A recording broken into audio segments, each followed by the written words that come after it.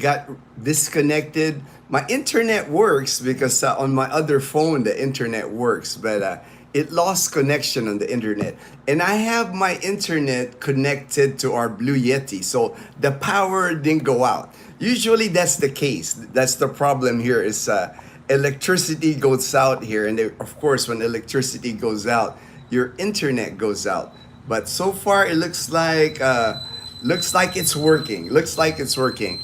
I apologize for the technical difficulties this morning, but hopefully this live stream will get going and people will join the live stream. You're back. All right, Neen. I think we're good now. It's not the internet because I have my internet hooked up to my Blue Yeti power station, and it's not the electricity because I have the power station. So it's just like that here sometimes. Sometimes things just happen, you know. That's why I always tell people when you're in the Philippines, you just gotta go with the flow. You know, things just happen to not work out here. You know, Murphy's law. Murphy's law. A lot of times that's the term I'm trying to remember. First thing I'll do the weather report, and the weather report actually it's been nice weather here for being the rainy season. July usually, especially towards the end of July, you know that's usually the most rain we get here. And this year, it hasn't rained hardly in our province in July. That's amazing. That is really it's like it hasn't been like that here for us in Aklan province. Like today, it's bright and sunny again. I had to put the blinds down here, it's so bright and sunny this early already. And again, I'm looking at the Pag-asa weather report here. There's no weather in the Philippine area of responsibility. The PAR is what they call that. Just the typical southwest monsoon. That's Habagat season in the Philippines. And it just says here, occasional rains in Western Visayas, that's us, Metro Manila, and rest of Luzon, Mindanao. Cloudy skies with scattered rains and thunderstorms. Partly cloudy to cloudy skies. So nothing weather-wise. Yesterday was a beautiful day here, sunny the whole day. I actually went to La Casa Española. That's an apartment complex in Calibo because I was looking for trying to secure an apartment for a couple of months, 2 months, starting in January, February, for friends that are coming here from Arizona. It'll be their first time, I think, coming to Calibo. So that's going to be fun for them because they have other friends here. My friend Joel and Eileen are their friends in Arizona. And they're going to be able to participate in Ati-Atihan. Ati-Atihan is just amazing. It's like, Ati-Atihan to me, it's one of those must-do, kind of like bucket list if you come here to the Philippines to experience it. It's a 10-day festival in Calibo. The whole Calibo, the town of Calibo, not a city. People confuse Calibo as being a city. It's just a town. Shuts down for Ati-Atihan. Roads are blocked. People walking in the streets, drinking, partying, daytime, nighttime. It's like Mardi Gras. It's our version of Mardi Gras here in Calibo. And there's a few now. There's one Dinagyang. I know Dinagyang in Iloilo, and then Sinulog in Cebu.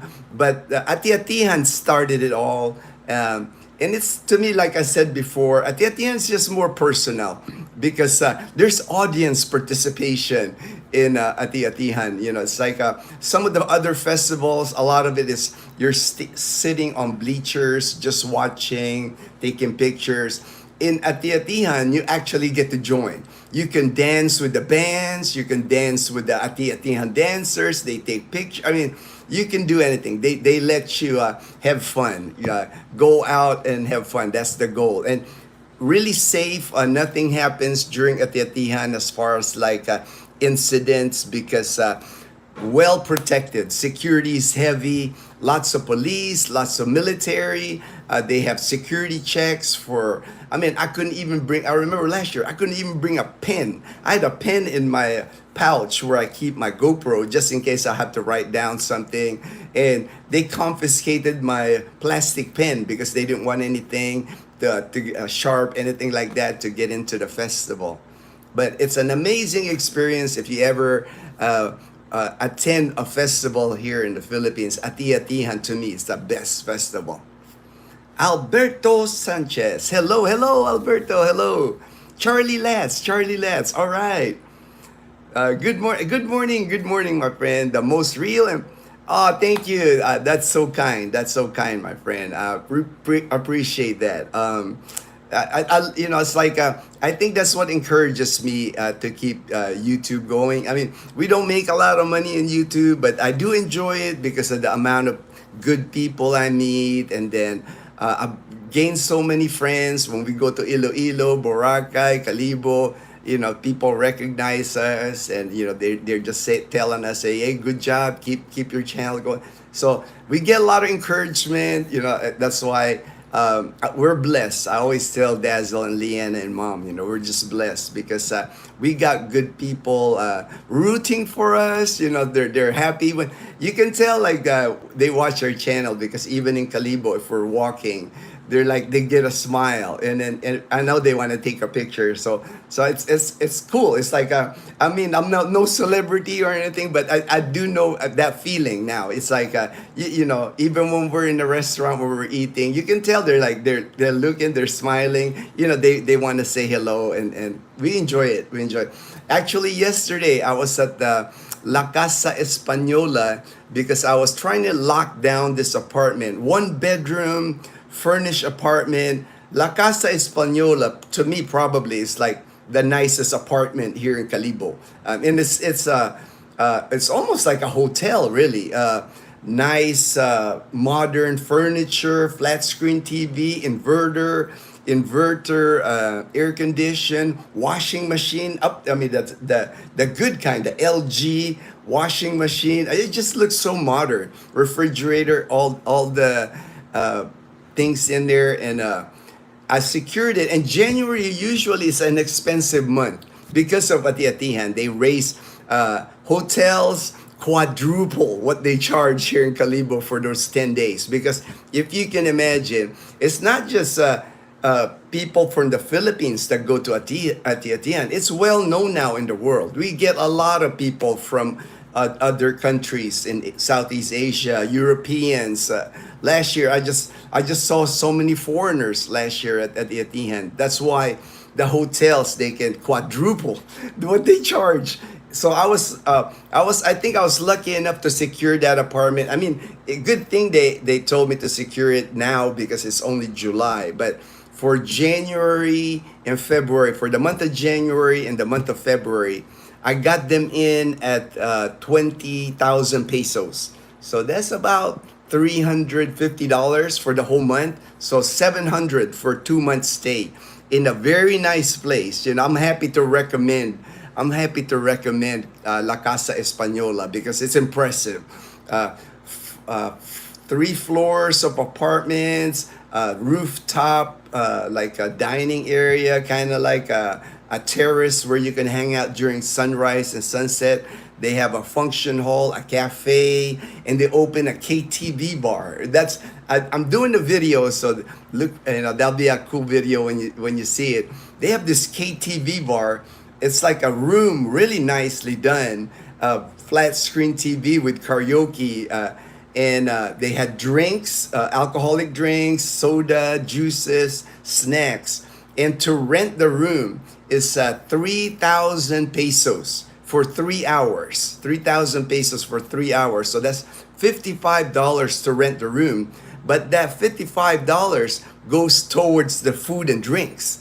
And you can fit easy like 15 people in there. So Dazzle was even thinking that might be a good place for her birthday party. She said she's undecided what she wants on her birthday. Her birthday's coming up. But that would be a cool place that like a group of people, they got, drinks, snacks, and they call it here consumable. That is pretty common here. Like for for karaoke bars, for swimming pools, so you can use the pool, and then consumable, order food from the restaurant, the pool restaurant. But that video's coming out. I'll edit it today. Probably that'll be the next video, because I want it to get out there that way. And my friend actually, he moved there to La Casa Española. He's from Texas. He moved there in February, and he's still there. I remember him telling me he's also retired. I remember him told me he was only going to stay maybe 1 or 2 months here in Calibo. And now, it's July. It's like, almost 6 months now. And he's still in Calibo. So I'm thinking he's liking Calibo. I'm thinking his partner, even I saw his partner yesterday. I guess he's feeling under the weather yesterday, so he didn't come out of the apartment. But his partner even told me that he likes it because in Calibo, especially where La Casa Española is, everything's walkable.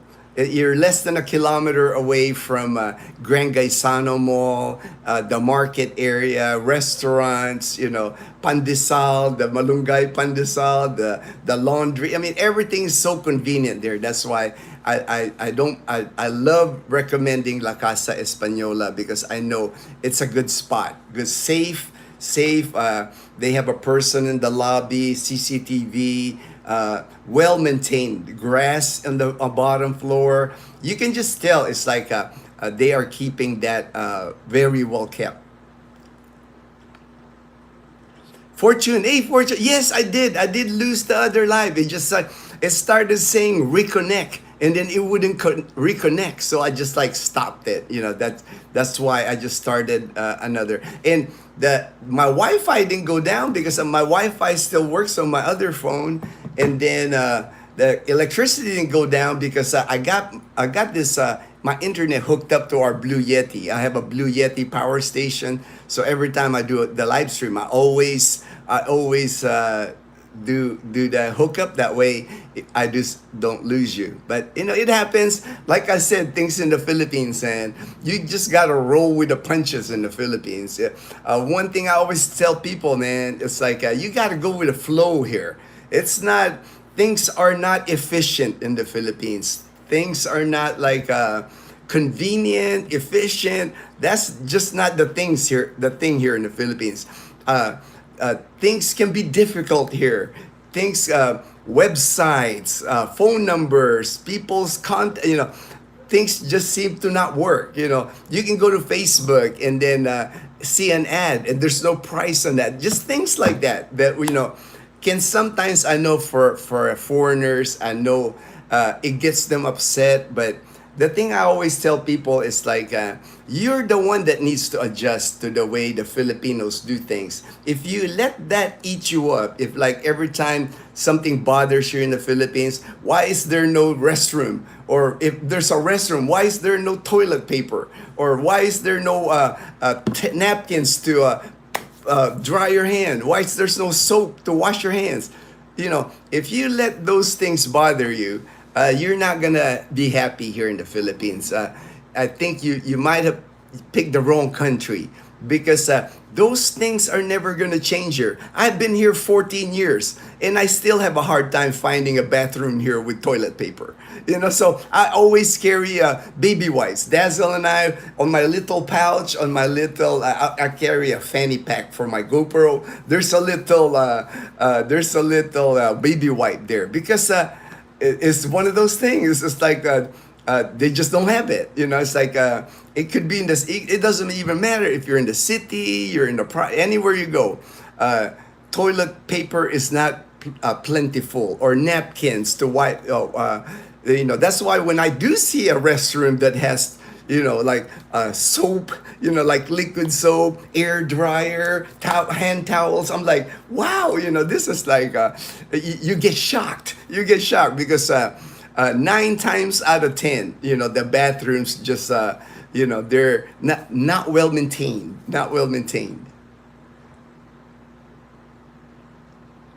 Welcome back, huh? All right. I won't call you your handle, Brett, right? Brett. I'm trying to remember. I'm trying to remember you, Brett. You look like Gus. Hey, that's people tell me all the time, man. I love Breaking Bad, man. I'm a fan of Gus, man. You know, Gus is like, I knew he got blew up there. You know, he didn't. He died kind of like, you know, but it's all good. You know, it's like, but I love Breaking Bad. People always tell me I look like the Gus Fring, and then they also tell me I look like Tiger Woods. You know, I wouldn't mind Tiger Woods' money now. You know, he's a rich man. I'm sure Gus Fring, I'm sure the actor, I'm sure he's got money too. So I do not mind. I do not mind being compared to them. All right, my friend Gray.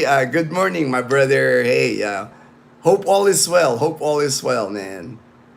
Keep sending me those photos of the food that you eat, man. It's like they're like amazing. I like the tarts that Grace sent me pictures of like these fruit tarts yesterday, and I was like, man, it made me crave for fruit tarts. Now I gotta look for fruit tarts in Calibo.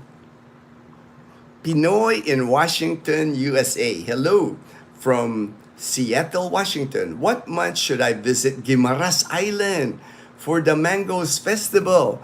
Well, they always have Guimaras Mango. You know, it's like, I don't think they, pretty much the whole year, I always see Guimaras Mango. I mean, that Guimaras Mango even makes it all the way here to Aklan province. And of course, they cost more here.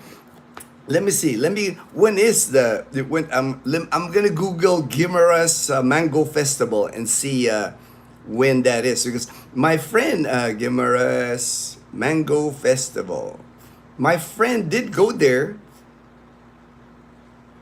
My friend that lives in Iloilo City, they drove their SUV. You can take your SUV on a ferry. They drove it to Guimaras Island, spend the night in Guimaras Island, and they did enjoy it. I mean, I hear people eat like they have this mango pizza. I've never had that. Never had mango pizza. So I was like, man, oh, looks like it's every May. In May is that says here the Guimaras Mango Festival, Mangahan Festival, every May. So May would be the month to go. But you know, they got Guimaras Mango most of the year anyway. I mean, like I said, they're not cheap, you know. They're usually more expensive than the typical mango that you see in the fruit stands here. And they're proud of that too. They're the vendors here. Oh, sir, I have a Guimaras mango. And it is like what the sweetest mango that I've eaten. I guess that's why they can use it for pizza, because it's so sweet. JB, all right, JB. Good morning, JB, my good friend in Sydney, Australia. Hope everything is going well in Australia, mate. Hey, that was kind of like my little Australian accent there. I have a good friend that David. He's in Canada, but he's from Britain originally, and he teaches me like the British, like he calls me me old mucka. You know, he talks like that, me old mucka, and then we call each other mate. Hello, everyone. All right. Hey, Ray, my good friend in Sacramento, California. Good morning, Ray. Hello, brother Ginno. I'm chilling and sing at the U. Oh, nice. Man, you know, Dazzle and I, we enjoy karaoke. When we were in Boracay, my friend Gray took us out karaoke, and we had a blast. I mean, it was just fun. I mean, it was like that's the best time we've had in a long time. That was like, and then Dazzle's younger brother and his girlfriend and Gray, we were just like having so much fun. Karaoke is always fun. I like karaoke.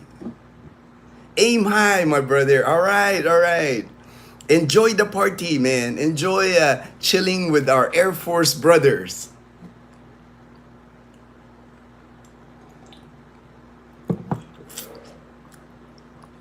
Is it related to city's history or crop?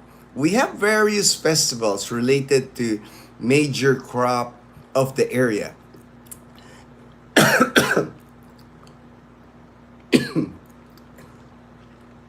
I'm gonna read it real quick, Gray, but it looks like it says here, I'm thinking right here, mango based products. I'm thinking more for the product because like Guimaras mangoes is just really popular. I mean, pretty much anywhere you go, it's well known in the Philippines that they have the best mangoes in Guimaras. And Guimaras is a nice place to visit because it's not fully developed. You know, it's really provincial.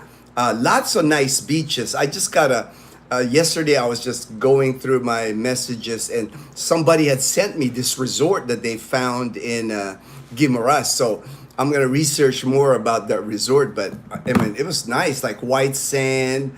The person said they stayed overnight right on the beach, $30 a night. So I was like, I said, oh, I'm gonna have to check that out, research it, and then when we're in Iloilo City next time, try to plan a trip to Guimaras Island because from Iloilo City, like let's say I'm staying at the Injap Hotel, I can go to the port, and we've done that before. Dazzle and I have done that before. From Injap Hotel to like the port was only 15-20 minutes when we went to Bacolod. But they also have a ferry there going to Guimaras Island.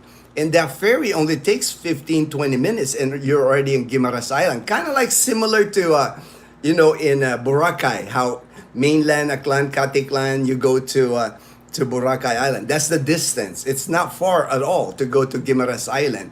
But same thing, in mainland Aklan, there's more people living than in Boracay Island, and Guimaras is the same. So a lot of resorts.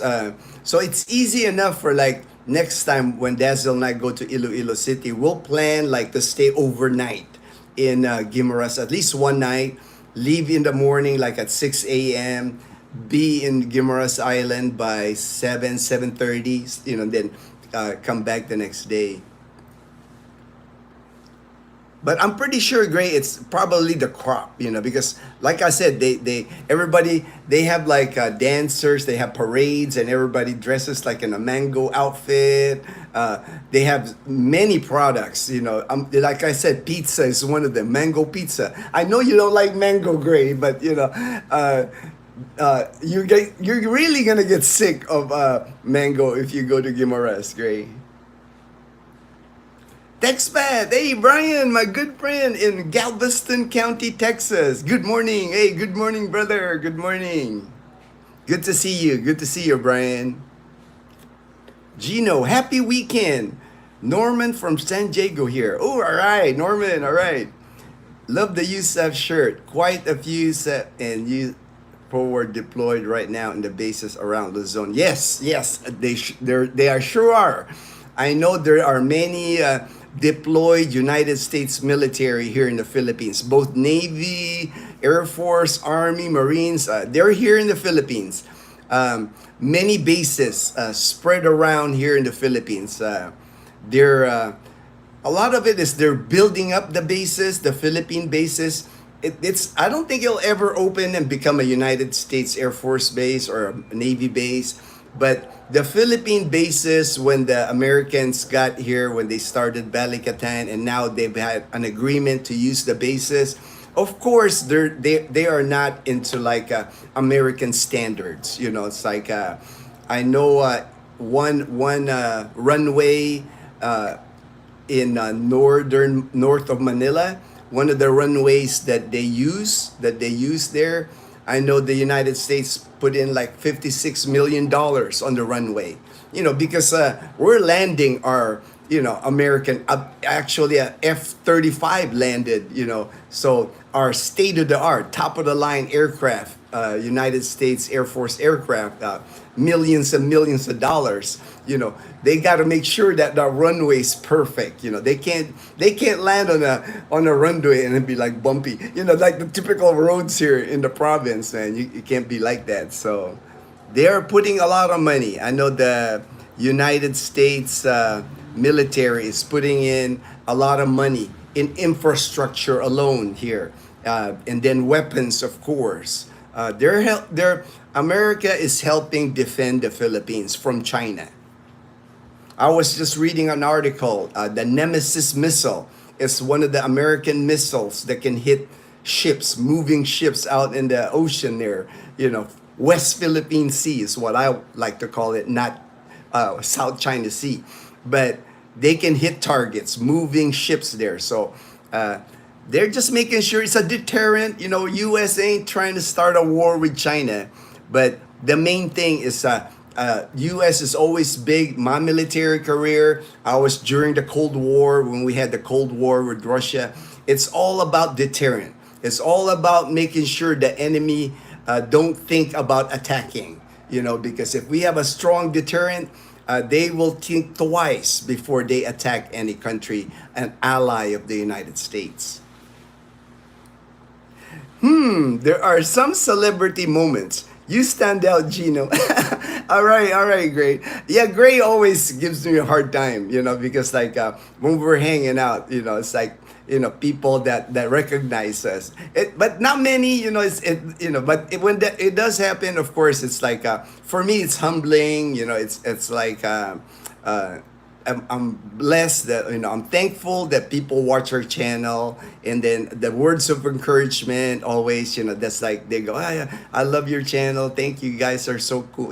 It just makes a difference. That's why I continue to do YouTube, continue to do this live stream, just trying to be positive. It's like there's so much negative stuff in the world now. It's like I always try to just focus on the positives, even with our channel, even in our life. Even though I'm retired, I'm gonna be 59 here soon. Been retired here for 14 years. There's still stuff that happens, like normal day-to-day stuff.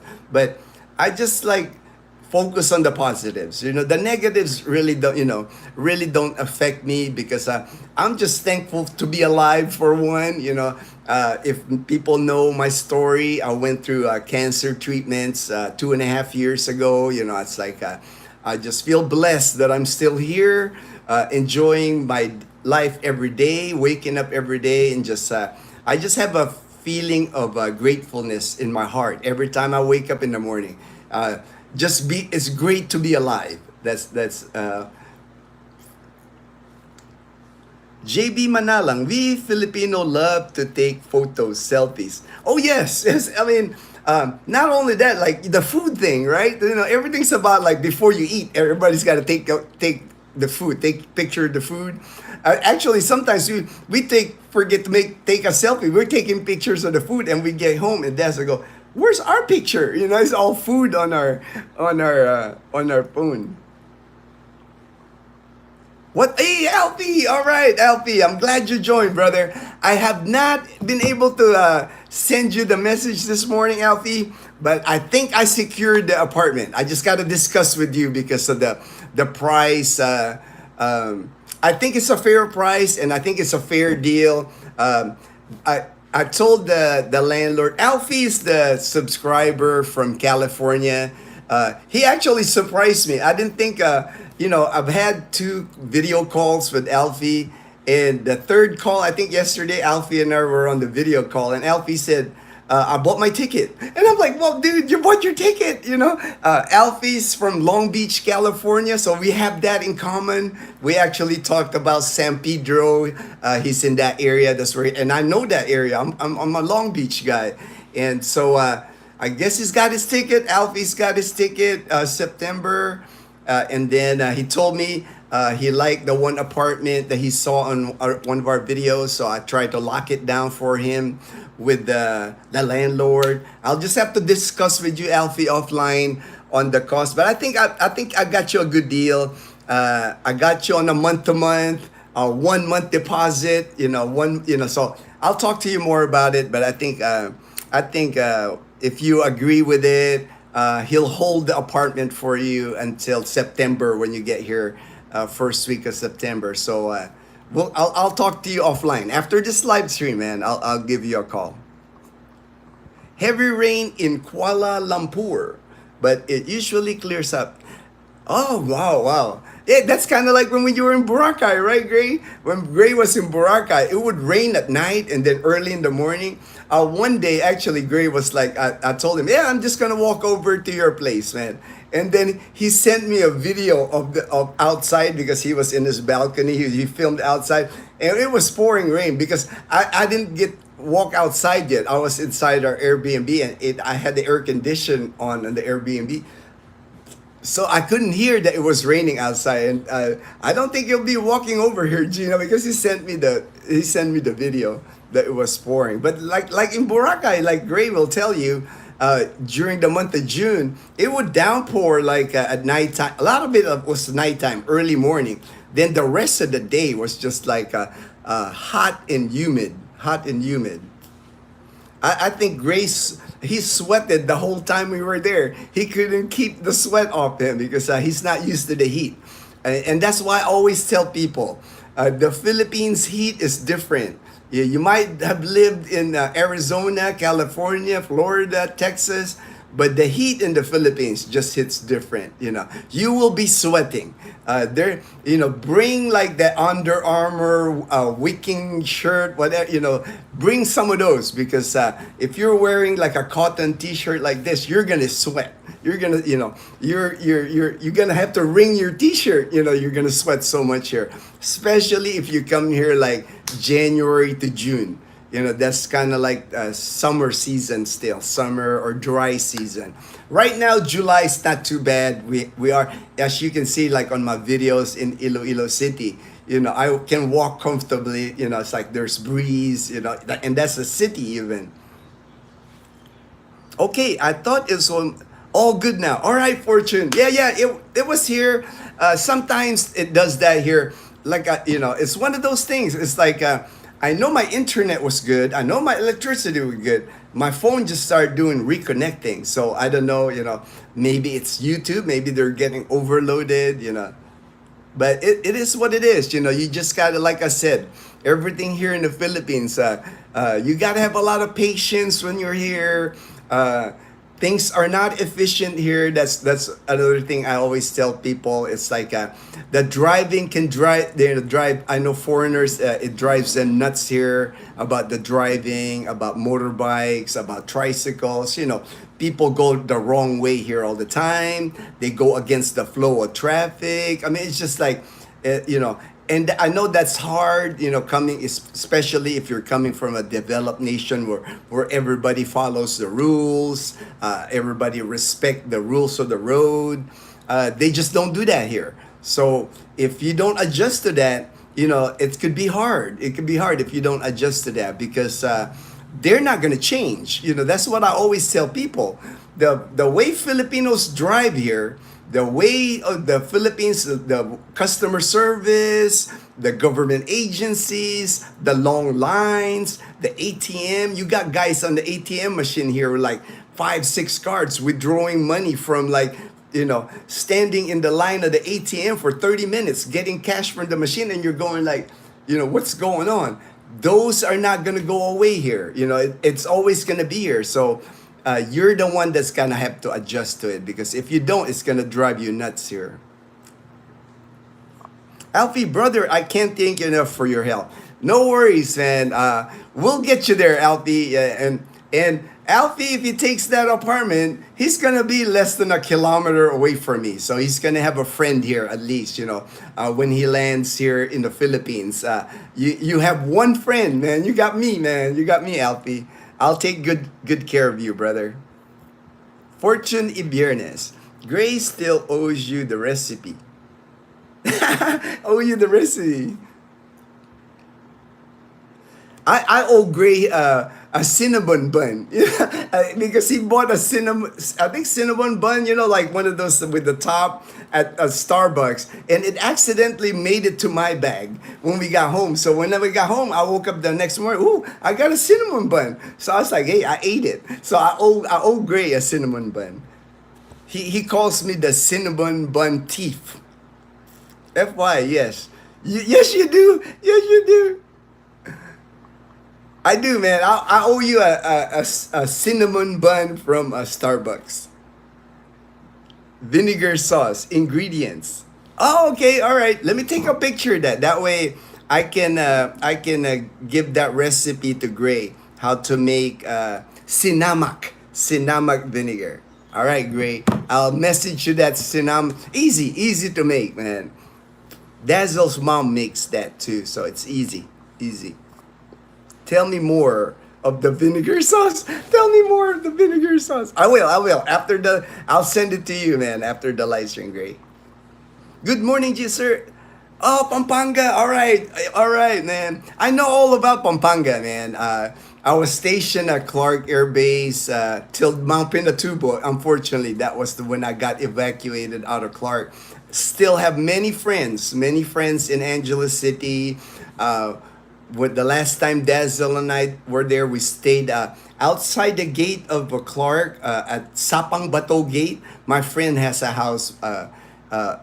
Walking distance. We actually, from my friend's house, we stayed with her for like a couple of weeks. And Dazzle and I would just walk to the Sapang Bato Gate and then walk to the parade grounds. That was, Dazzle and I, we're walkers. I'm a walker. I love to walk. So we would walk to like the parade grounds and just walk around several times in the parade grounds and then back out to Sapang Bato Gate. So I know all about Pampanga, man. San Fernando, Pampanga, even Angeles downtown.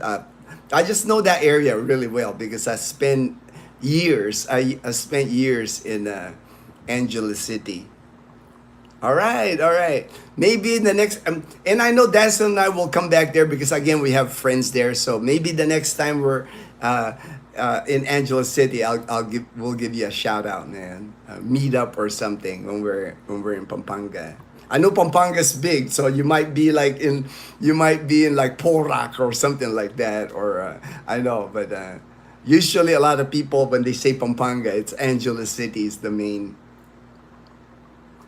Oh, Ginno, I love this live stream. We will have some good talks. Good talks later. All right, brother. All right. Hey, I'm glad you're enjoying the live stream, my brother. Visit Pampanga. Yes. We actually need to visit Pampanga because, for one, my military ID is expiring. It used to be it doesn't expire. Like my military ID, it's still like the regular, my photos in there, laminated. It says they're indefinite, but there's a new rule now for us military retirees. We have to get that CAC card, CAC card, and I have to get that. There's a directive that I have to get that by December. My regular retired military ID card expires. Dazzle's ID card actually has a longer expiration than mine because we had gotten her ID in Singapore originally, then we renewed it at Clark. So that's why we have to go. I go to the RAO, that Retired Activities Office in Angeles City, Clark. So probably if not before December or right after December, we have to go to Pampanga anyway to renew. I like renewing my card there instead of going to Manila. I was born and raised in Manila. It's like I still have relatives in Manila, but I just don't like going to Manila just because I just don't feel, I don't feel the vibe that, it's like crowded, traffic, and the air can't be good for me. It's like my immune system is weak. So I try to avoid like Manila at all costs. So if I can do my ID in Angeles City, I'll do it there instead of going to the embassy. Ooh, right there. Great. Fortune is giving you the recipe, man. I take a picture of the recipe from Fortune, and that way I have a record of it. So I know his recipe. And that is a common Sinamac vinegar, very common here in Aklan province, in Panay Island. I mean, I cannot go to a barbecue restaurant, seafood restaurant, and not find Sinamac. It's almost kind of like you got Sinamac, you got soy sauce, you got chicken oil. Chicken oil is becoming popular too. For the viewers that don't know what chicken oil is, I guess that's the grease from the chicken. And then they put a chuete. A chuete is like a coloring agent. That makes it look like a orangey red color. But that's popular now, that chicken oil. It's chicken oil, the Sinamac vinegar, and soy sauce. That's like a standard now here in Panay Island. If you go to like a seafood restaurant, you go to a barbecue joint, you'll see that those three sauces, and then you just can create your own sauce. And then on the side they'll have added red chili, really spicy. They call it labuyo. Siling labuyo is what they call it. My friend Steve, man, he can eat it. He can eat it straight up. Me, I had to like cut it up and mix it with my vinegar just to add a little kick. But man, my friend, like I said, he can pick it and eat it like that. I was like, whoa, man, you're like hardcore with the spice. And then usually they'll have the little labuyo, siling labuyo, the red pepper, and then they'll have like calamansi, the Filipino. It's between lime and a lemon. I always tell people it's between lime and a lemon. It's not quite a lemon, it's not quite a lime because it's tiny. Calamansi. You'll see that on all like our restaurants here. Restaurants, seafood restaurants, and then barbecue joints. Brett, all right, Brett. Any festivals in November? The week of the 17th, third week? All right, I'll have to check, man. There's always fiestas. That's the thing here, even in our province, even here in Aklan province. Aklan province has 17 municipalities, and then on the 17 municipalities, those are towns, 17 towns in Aklan, and then on each of the towns, you got different barangays. So the towns and the barangays, they celebrate fiesta different time of the year. I guess it's based on their patron saint of the town or the barangay. It's just it's got a connection with its religion, with the Catholic religion. Is where the fiesta. So, like here in a little town of Numancia, we have a few barangays here. I think 8 or 9 barangays here in Numancia. I mean, there's fiestas here. I would say like 8 or 9 months, at least once a month. There's a fiesta at Aliputos, fiesta at Barangay Dongon. It's like, so it's the same in the province. You can always find a fiesta. If you're coming here November, there's an area somewhere in Aklan province, somewhere in Panay Island that they are celebrating fiesta. I know my friend Brian, he always tells me the must go that we will go together when he makes it here to Panay Island. And I already promised my friend Brian from Texas, I will take him. He wants to go to the Crab Festival in Iloilo City. They have this one festival where they had like, I guess they're even in the Guinness Book of World Record. They just lay out this long table. They put rice on the table. They put vegetables, fruit, and then of course crab. And everybody just stands and then just starts eating. It's like a crab festival. And I know Capiz, I know Rojas City, they have a version of that too. They have their own crab festival there. They do it in like a big auditorium. It's kind of like a big auditorium. The center of the place is just like mountains of crab. And it's just a free-for-all. You just stand there, grab crab, and start eating crab.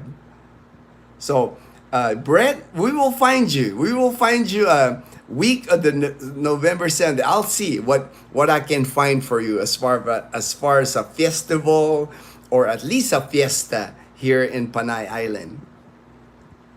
Hi, Ginno, Jerry. All right, hello. It will produce about 72 milligrams. Ooh, wow. All right, Fortune. I like your recipe, man. Just looking at it real quick. And now I like how you got the measurements. I can tell you're a chef. I can tell you're like particular about measure. Usually a person that likes to cook is, just doesn't throw stuff together. It's all got to be measured, From Singapore, all right. We love Singapore. We went there to Singapore, Dazzle and I. We spent like 5 days in Singapore. Had a blast. Just love all the hawker stands. We stayed in Chinatown when we were there in Singapore. We stayed at the Cube Hotel. Kind of like, it was neat. The Cube Hotel was like little compartments. It's like a queen size bed inside, but there's a compartment above you. It was like 3 stories of compartment. We picked like the bottom one. That way we didn't have to climb the ladder to get up to the top. But it was nice. I mean, right at Chinatown. The Cube was right at Chinatown. So the minute we got out of the hotel, there was a big complex there, like a hawker stands, like 4 stories high of restaurants. Clay pot chicken, and that was like one of our favorite was the clay pot chicken. And then we tried that one, that soy chicken that was a Michelin star chicken. We tried that. Really good food. I mean, that's great. That was what we remember in Singapore. Was like the great food, and so easy to travel in Singapore. We got that card at the airport, and it was an unlimited pass to use the subway. And the subway in Singapore is like, I've been to Tokyo. I would compare to that. How efficient it was, on time, how clean it was, and then how people are just like polite. It's like nothing like the subway, nothing like MRT or LRT in Manila. LRT and MRT in Manila is like shoving in there. People coming out, coming in at the same time. It's just crazy. But like in Singapore, everybody just stood. They had like a color on the floor. You just had to follow the color. The doors open. People wait for people to get off, and then people go in, and then when you just sit. No eating. I remember there was no eating allowed on the subway. No taking pictures. Nobody on their phone. It was just like same thing in Japan. I had the vibe because I used to ride the subway in Japan, and Singapore was the same. It's like can't wait to actually go back to Singapore. We were planning on going back there this year, but Dazzle did not want to fly. Next, sweet chili sauce, juice blender to mix. Ooh, man, I would love that, man. Sweet chili sauce. You'll have to teach me that, Fortune, because that would be good for lumpia, right? I bet you that'd be good for lumpia.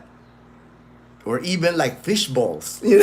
Like I get this fish balls at the grocery store. That there's a brand that I like. They're actually round. Because now I notice, Fortune, I'm sure you notice it too. They have fish balls now that are flat. I'm like, what happened to the really round? But I did find a fish ball that's like a round, and that would go good. That sweet chili sauce would go good with that. With the Aileen Filipina Beauty. Hello, hello, hello, hello. Said hi. Hello. All right, Brett. Hey, Ray. I'm in Lathrop. Lathrop. All right. Great. You are my new best friend. I will experiment. Thank you. All right. Or you found a best friend. Great. Fortune. He's good at that. He must be a chef. I'm thinking he knows a lot about food. Hey, Frederick. I'm glad you got to meet Mom Marlene at Medical City, Iloilo, Frederick. And I know you can tell she's like a super lady. She was amazing. Like when I went through my chemo treatments, she was a big help to me. Not just, it was just, when you're going through like something like that, you just needed a support person. And Mom Marlene was like, Mom Marlene is like a retired nurse. She's employed by Medical City Iloilo. She's in her 70s already. A super lady. It's like I'm glad I call her my friend. We're friends on Facebook. I chat with her all the time. Her son is actually a priest. And for me, growing up, that's why I have like conversations with Mom Marlene about that, because here in the Philippines, growing up back in the 70s. I went to an all-boys Catholic school. We did the whole mass, rosary, all that, assisting with service, and that was a big thing. I remember in the 70s, there were certain kids that I went to school with, where they knew they were going to be a priest. Seminary after elementary, they were going to join the seminary. So that I have had conversations with Mom Marlene about that. And that's a pride thing with I guess maybe the older generation had more pride in that if one member of their family becomes a priest, it's like that's like a member of their family becoming a doctor, that kind of status in a family. They're proud. I know my Marlene is proud that her son became a priest. Your mate. All right. Your mate. All right, man. All right. Thank you, JB. I'm sure I probably butcher it, man, but I know my friend David will make we always get a kick about that. Yeah, he's of course he's in Canada. Here I am. I'm always like sending him videos of Boracay, the beach, that those videos, and he's always sending me videos of him like uh, like doing the shoveling of snow. He was walking on the lake, when the lake got frozen, that kind of thing. So it's kind of like we always get a kick because David went here to Balete, Aklan. His wife's family is in Balete, Aklan. That's how I met him. We met each other in person at the hotel here in Calibo, the GQ Plaza Hotel. We met there.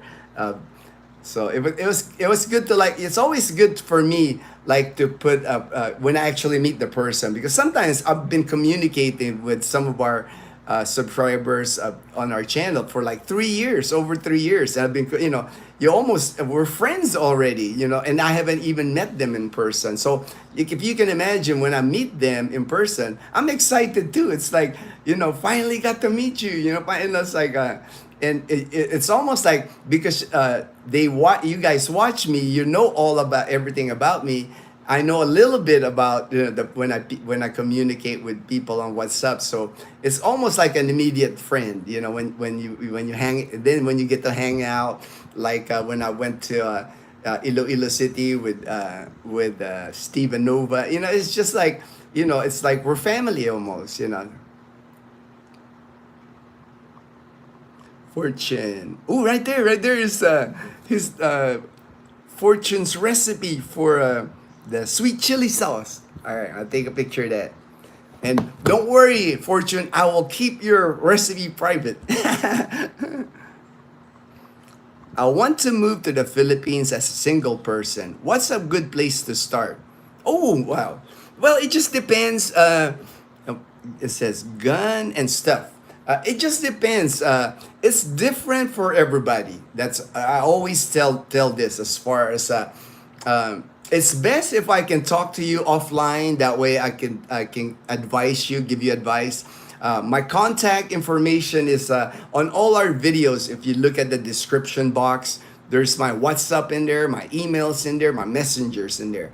You can contact me any way you want, but like I did with Alfie, it's like we've only had three calls, 3 video calls on Alfie, and he already bought a ticket. I'm like, I thought I was gonna have a time with Alfie just to tell him about the Philippines, the pitfalls, everything, man. He's like, man, I'm ready to get out of here, man. I'm ready to come to the Philippines. I was actually shocked because he sent me a copy of his ticket. I was like, dang, you're flying in September 4. I was like, he didn't waste any time. But I do understand. But for me, it's like, if you're like a city person, that's why I did that video on Iloilo City. To me, that's the best city. A good soft landing. If you're one thing I always the people struggle in the Philippines when they get here is the food.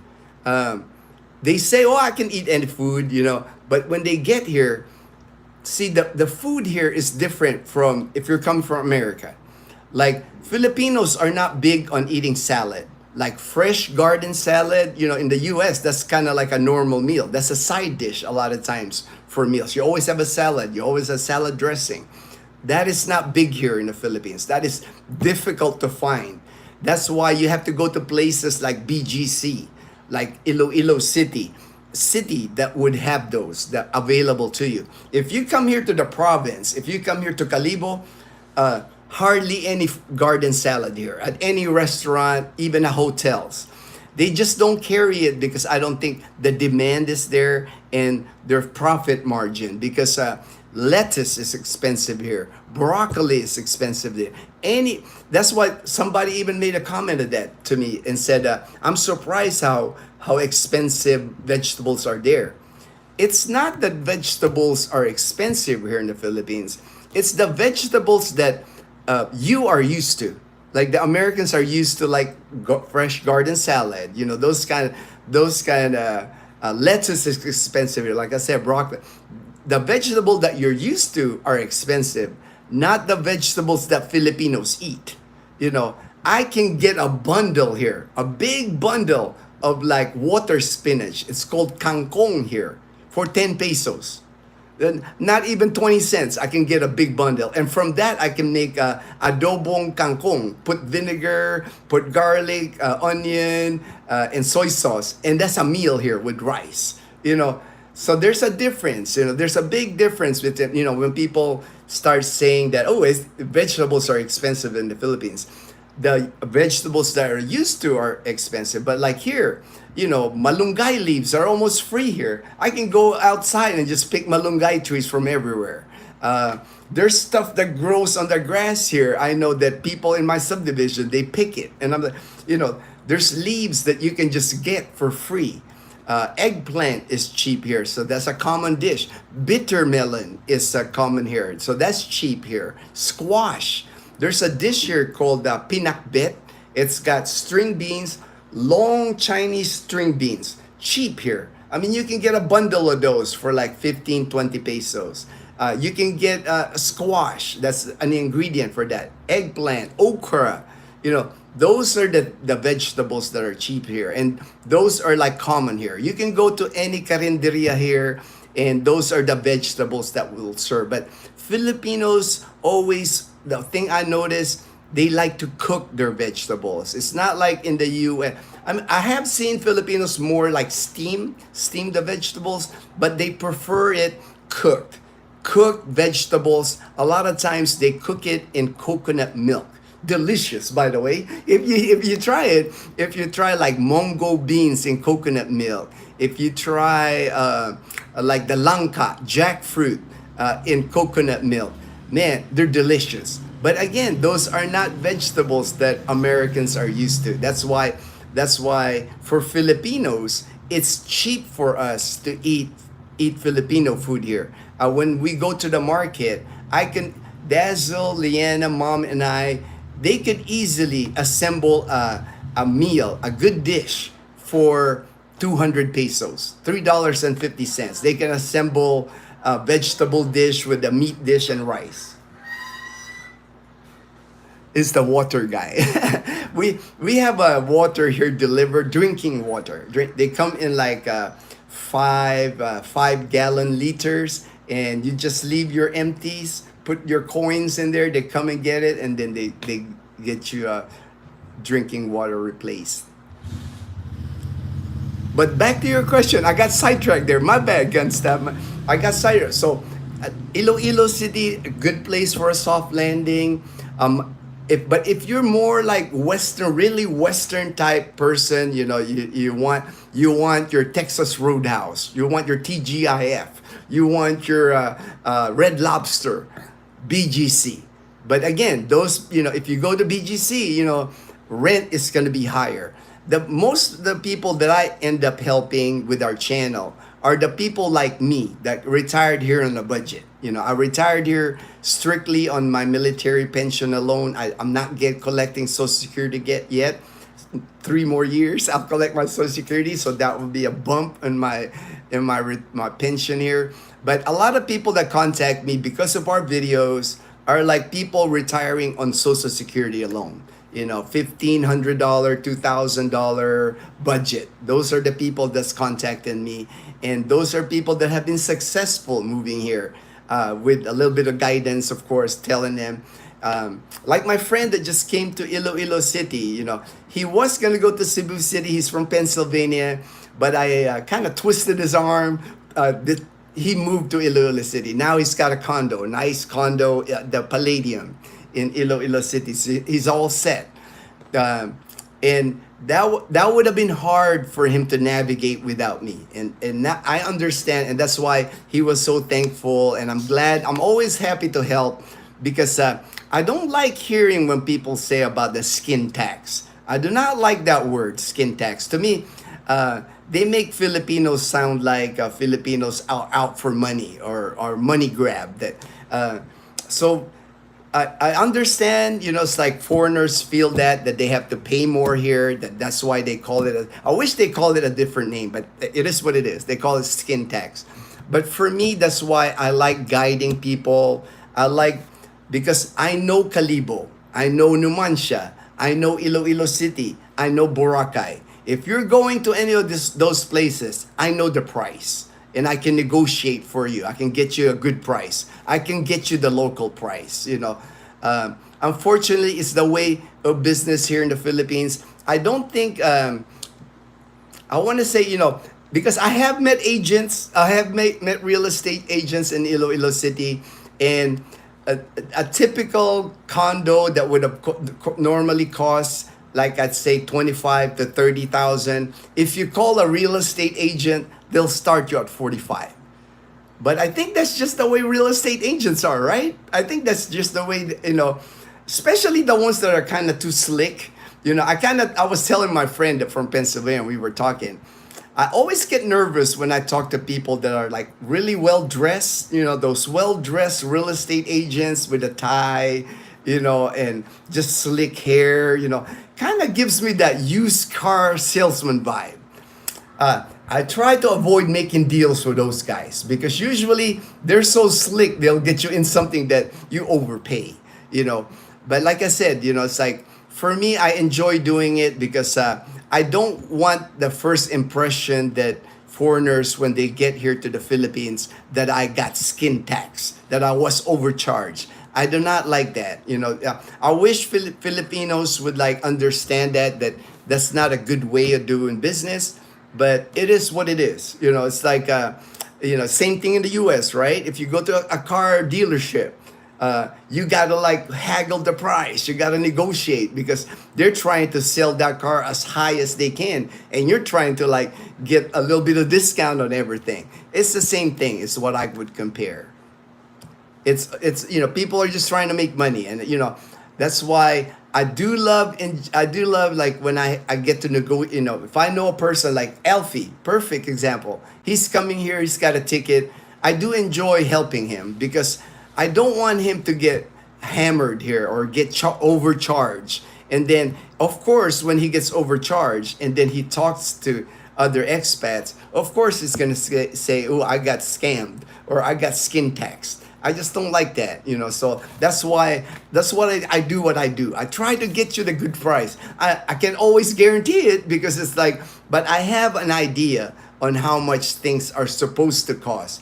But of course, they'll always say, inflation, better appliances in the condo and all that. But at least I think I got my friend from Pennsylvania a good price, and he's happy with the price that he got for his condo.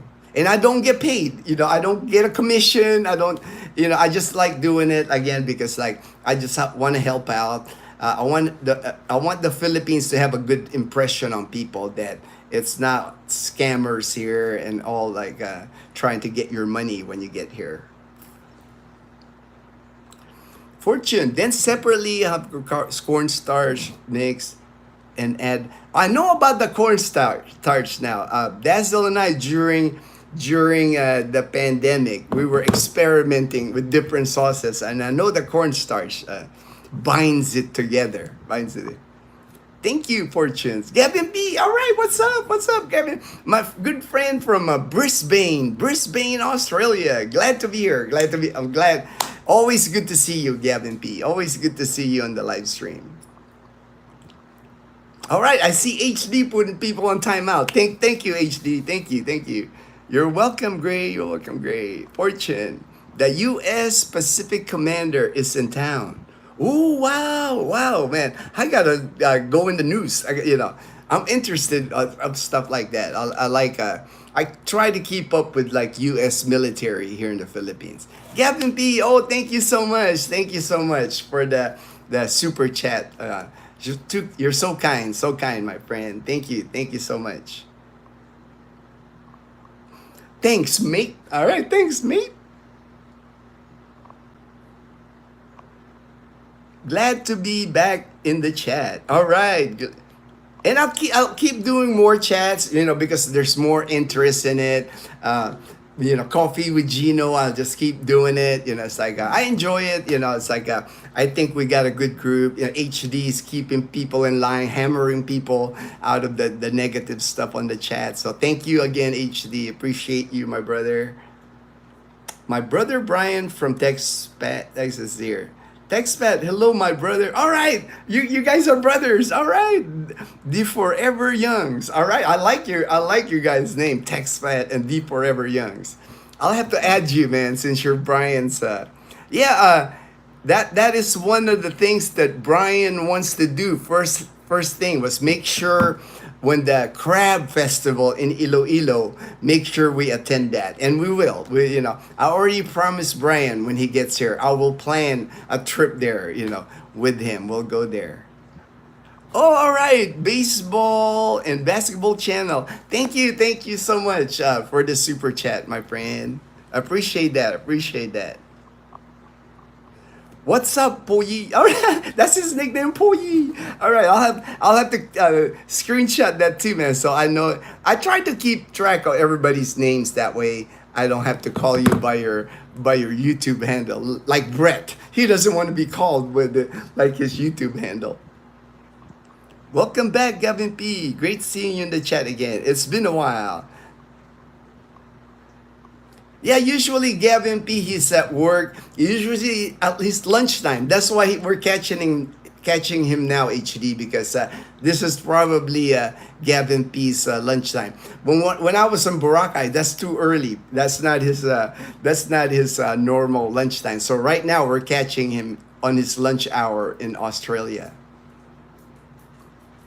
Early this week, a Japanese Navy commander visited. I think the strategy is build mini bases in the Philippine bases, do military exercise, the deployment is fast. Yes. I keep track of it, Fortune, because I'm military. That's an interest of me, so I try to keep up in the news. I know there's always exercises between U.S. forces and Philippine forces. Philippine forces are getting trained on American military equipment, and of course, the Philippines back in April just purchased 20 F-16s. So that's gonna take time delivery, of course, because not only pilots but also maintainers from the Philippines will have to get trained. I'm sure they're in the U.S. now getting trained on how to maintain the F-16. So when that comes into the Philippines, the 20 F-16s, that's going to really modernize the Air Force over at Clark for sure. I'm sure that will be the Philippine Air Force at Clark Air Base. But constantly, of course, Balikatan gets all the news. Balikatan that's the big exercise with not just U.S., not just Philippines, but other nations too. But there is constantly training going on right now. Filipino soldiers are being trained by Americans. JP, all right, JP. Glad you made it, JP. Hello. Yeah, that JP, that when you messaged me about that bridge, you spot on, man. That's the bridge. I forget the name now, but it's the diversion bridge. That's exactly where. If I had panned my camera, the bridge was like right there on the right. The fishermen were here. I saw the fishermen, the dragon boat, and then the bridge is like on the right there. And that esplanade on that side, you saw it kind of cut off. The esplanade is kind of like there's areas where you have to cross over to the other side of the bridge and then continue with the esplanade. So, but it's long. I mean, I think they're about 13 kilometers all total of all the esplanade area where you can walk, where you can ride your bike, you can jog. I mean, you just saw the river. There's people. I always see dragon boat there now, and paddle boarders. There's even paddle boarders on that river. So it's a fun place. Like that's why we picked the Uptown Place condominium when we lived there for 4 months. Because when I was going through my cancer treatments, I loved it where I was on my fifth floor balcony. I had my camping chair. I would sit there. I would drink my green tea, honey with green tea, and then I would just sit there, man, and just watch people jogging, biking, even on the river itself, people fishing. I know that was part of that helped me through. That helped me through 4 months of cancer treatments because I looked forward to it. You know, it's like when I was going through treatment, I looked forward to the sunrise. You know, that I could just sit there and drink my green tea, sometimes coffee, and just be able to look at that. You know, I'm glad that was a good move on my part. Even Dazzle tells me that that had a lot to do with my staying positive because. Anybody that's battled cancer before, it's a hard battle to stay positive, but I was able to because that balcony did so much for me. Just sitting on that balcony, having that nice view of Iloilo River.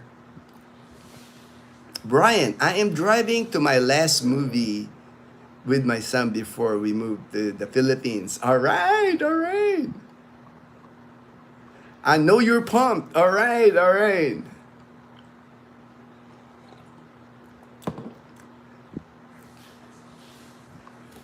Thanks for your support. All right, all right.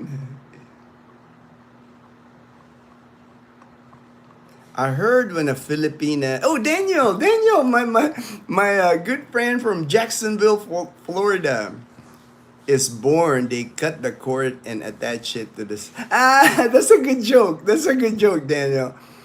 That is the thing now, though. You see that, man. It's like when I walk at the mall, you know, everybody is attached to their cell phone now. I guess it's just this generation. It's the sign of times with social media. People worry about China having built 3 aircraft carriers. USA has built over 200. You know, that's why JP. To me, you know, they're always. I see some of these videos, and I guess people aren't in the military. You know, they never served in the military, so they don't understand the advantage that the United States have against China. If ever China decides to do anything, it's gonna be a massacre. China's gonna get massacred. We have been, you know, the United States is well trained. Our Navy's been around since World War II, before World War II. I mean, China's never fought a naval battle in their life, man. So it's like, it'd be a massacre. Our Air Force would massacre China's Air Force. And I'm just not just saying that. I know, you know, I've seen enough intel. I've been in the military. I know we would massacre them. It will not be pretty for China to try something. LOL. Daniel, today and tomorrow, it's 30. Ooh, that is pretty hot there, man, in North Florida. Thankful the storm's cool. Yeah, that's pretty hot, man. 36, 37 Celsius, man. That's pretty hot. But I know, hey, Skating Gizzard, my friend in Ormoc City. Now I know, man, you're from Ormoc. Many things in the Philippines are very inexpensive. Yesterday, my GF and I, girlfriend, spoke with a top-notch lawyer for 45 minutes about purchasing land. Cost us 1,000 pesos or less. Yeah, I know, right? You know, but be careful purchasing land, man. You know, careful with that. Careful with purchasing land. Quick warning about purchasing land. It could be stressful. Even Dazzle, when she purchased the land in Katiklan, I know she got stressed. It's a long process. A lot, you know. DENR, registering the deed. I mean, just so many steps, so many government agencies involved, and it's different from province to province. So the process here in Aklan is not the same in Ormoc City. So just be prepared. Be patient. Be patient if you do decide to buy land. Even with a lawyer, it's not an easy process here. Sorry, Ginno, that one not enough, but grace for lumpia sauce. All right, no worries, and I got it all pictured. I'll figure it out after the live stream. Deep cinnamon buns. I know. I'll always be called the cinnamon bun thief by my good friend Gray. Don't just walk away. They just don't walk away. Hey, I think Dazzle was the one that I didn't know you bought cinnamon buns, Gray. I think Dazzle put it in our bag. So hey, man, I thought it was ours.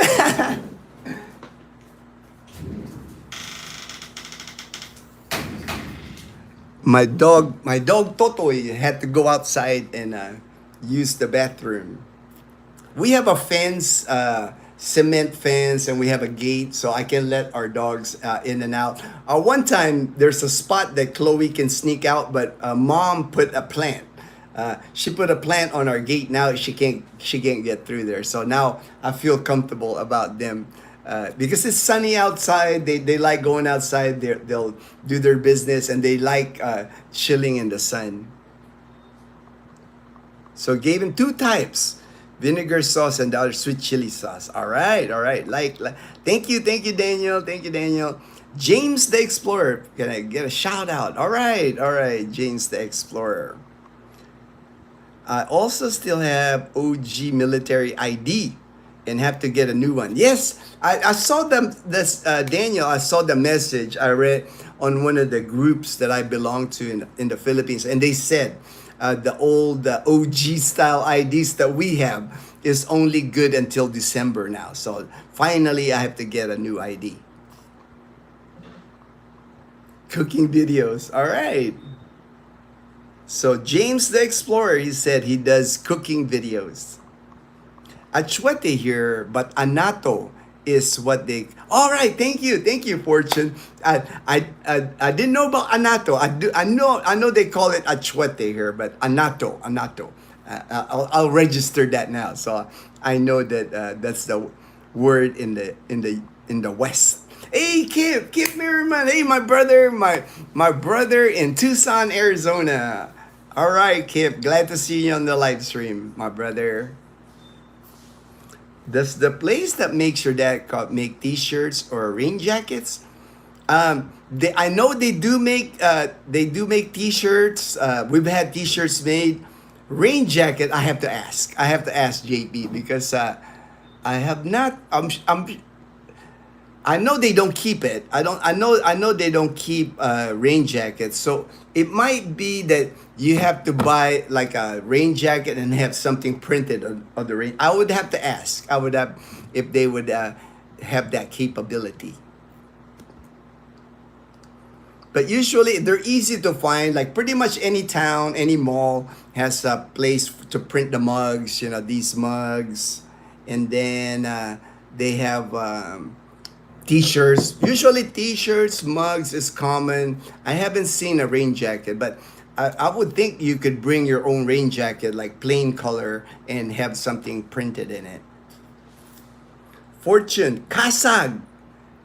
That's it. That's the one. Fortune. That's the festival. Kasag Festival. That's the place where I'm going to take my good friend Brian from Galveston County. He wants to attend that Kasag Festival in Banate, Iloilo. That's not far from here.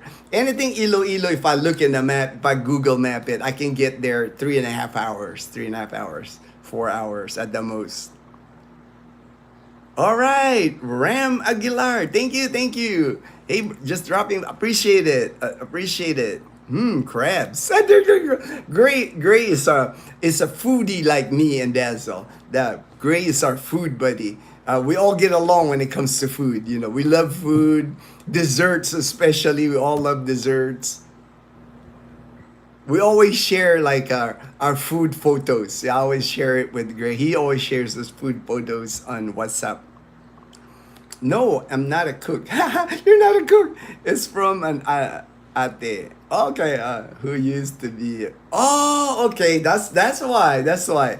I know, like the food vendor. I get it now, Fortune, because your ate is a food vendor. Do you ever get? I never get bored, my brother. I've been here like 14 years. There's not been a day that I'm bored here because for me I pace myself. Especially now I'm getting older. I'm still cancer recovery. So I have to pace myself. I don't have the same energy that I used to before I got sick with cancer. I was a runner, so I used to mountain bike. I'm a runner, so I swam. So I never got bored because I was pretty active. Now, you know, I'm still not bored just because I know I have to pace myself. My good friend Gray always tells me this, that I have to, my immune system is still weak. So even when I do YouTube, I'll do the videos, I'll do this live stream. For the rest of the day, I've already done my morning walk. That's why I started at around 7:30 because I did my morning walk. I always walk in the morning, and then Dazzle and I at sunset, we walk together. That's kind of like our time to like catch up with what's going on and things like that. But I have to pace myself now. It's like I don't have the same energy, the endurance is that's a good word. I don't have the same endurance anymore, but never bored because there's plenty to do here. I think people get bored. I know my friend Jamal. He even I told him try Iloilo City, and even Iloilo City, Jamal was bored after like 2 months there, because Jamal came from Hawaii, and Jamal's really outgoing person. He loves to party. So if you're like the party person type, Aklan, even Boracay would be boring for you. If you're that party, you like to party all the time, you like to hang out at bars, the places for you in the Philippines, like my friend Jamal, perfect for him is Dumaguete City. I mean, Jamal's like partying almost every day. He's in a pool party, he's in a bar party, in a boat party, But that's the lifestyle that he wants, So, but if you're like that type of person, yes, you would be bored in Aklan. Not much to do here, as far even in Calibo. If you're a nighttime person, if you like the nightlife, you will get bored in Calibo. Even a friend of mine, I have another friend of mine, he's now in Angeles City. That's another place that if you're a night person, you like that night activity, that clubbing, that drinking. Even Boracay is no longer like that. Because at one time I recommended to my friend, yeah, you're a partier, go to Boracay. They party all the time in Boracay. But even Boracay is like calmed down on partying wise. They do have the party boats. I did film when I was on the beach. They had like 8 party boats out there on the ocean. But the scene on White Beach now is more family oriented now. It's not the party vibe. So if you're looking for a more, if you get bored with no nightlife, yeah, Aklan is not a good place to go if you're looking for that nighttime party atmosphere. The 2 places that I know of would be Dumaguete City, Angeles City. Man, you can party there, your heart's out. You're gonna quit partying after going there. Or even BGC. I know they have nice clubs at night. But again, BGC is like higher end. Everything in BGC, you have to be on a higher budget at BGC. If you're on the $2,000 below budget, it's gonna be hard to live at BGC with that kind of money. You get what you pay for. BGC is like exclusive. The apartments there are expensive. The cost of living there is expensive. Because it's convenience, luxury. They got nice gyms, nice swimming pools, nice buildings. So, but never been bored here. Even now, it's like after this live stream, when Dazzle wakes up, I think we have no plans, but I would not be surprised if the girls want to go fishing today. And when they go fishing, I'll take them, I'll hang out a little bit, then I'll leave them there, and then I'll take a nap, more likely after lunch, and then I'll come back for them at sunset. I do rest a lot more now. I take afternoon naps, so that's part of my routine. I like to sleep a lot. I like to take naps, and I'm usually in bed by 8 p.m.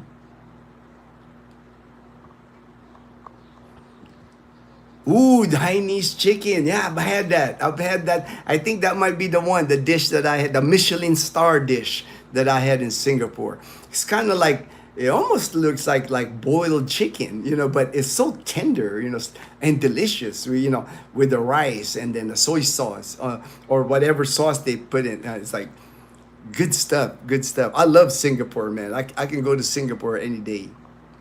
New Washington town is famous for its oysters, talaba. Oh man, uh, I have traveled the Philippines, and I have not seen any oysters better than New Washington oysters. I mean, the oysters in New Washington are so good. They take them to Boracay, and it's a top seller in Boracay, and they get a lot of money for it in Boracay. I mean, these oysters sometimes it's like the oysters the size of my hand, and it's so clean and neat looking.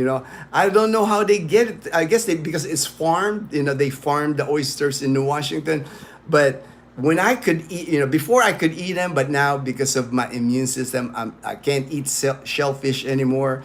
But man, I used to be able to eat like those oysters Rockefeller with cheese on top of it. A dozen of those. That's easy pickings for me, man. I used to eat that all the time. Oyster sisig. They even made oyster sisig. Delicious. Dazzle. She likes her oyster. They're not really cooked, but they pour like it's almost like steam. Dazzle doesn't like it raw, but she likes it like they pour hot water in it and they just pick it up. So it kind of cooks it a little bit. That's how Dazzle likes her oysters. And then one time, my friend, he's now in Boracay. He lives in Boracay now. I bought him like half a kilo of. They already removed the oysters from the shell, so it's just oysters. And I gave it to him, and he made gumbo out of it. And he said it was like amazing gumbo. So you can do all kinds of things with that oyster. I've even eaten them fried before. You can just take them out, bread them, then fry it. That even comes out good with those oysters. But I can't eat them now. I can't eat them now. I'm allergic to them now. Fast catch, HD. All right. Thank you, HD. Thank you. Rojas City in Capiz, where yes, seafood. I mean, even where the Canadian Beaver is, where Mike and Kat's resto bar there is. The whole road there's like restaurants and bars, like all selling seafood, just non-stop fresh. Paluto is what they call it, where you can still see the live big catfish, the live crab, fresh shrimp, fish swimming in tanks, and they'll pick it out for you and throw it in the grill for you. Good place, and that's in Panay Island. I mean, Rojas City from our house, less than 2 hours. We're less than 2 hours away from the Canadian Beaver and Rojas City. What happened to those YouTube Dazzle TV t-shirt y'all used? I think I still have them. I think I got one that's left.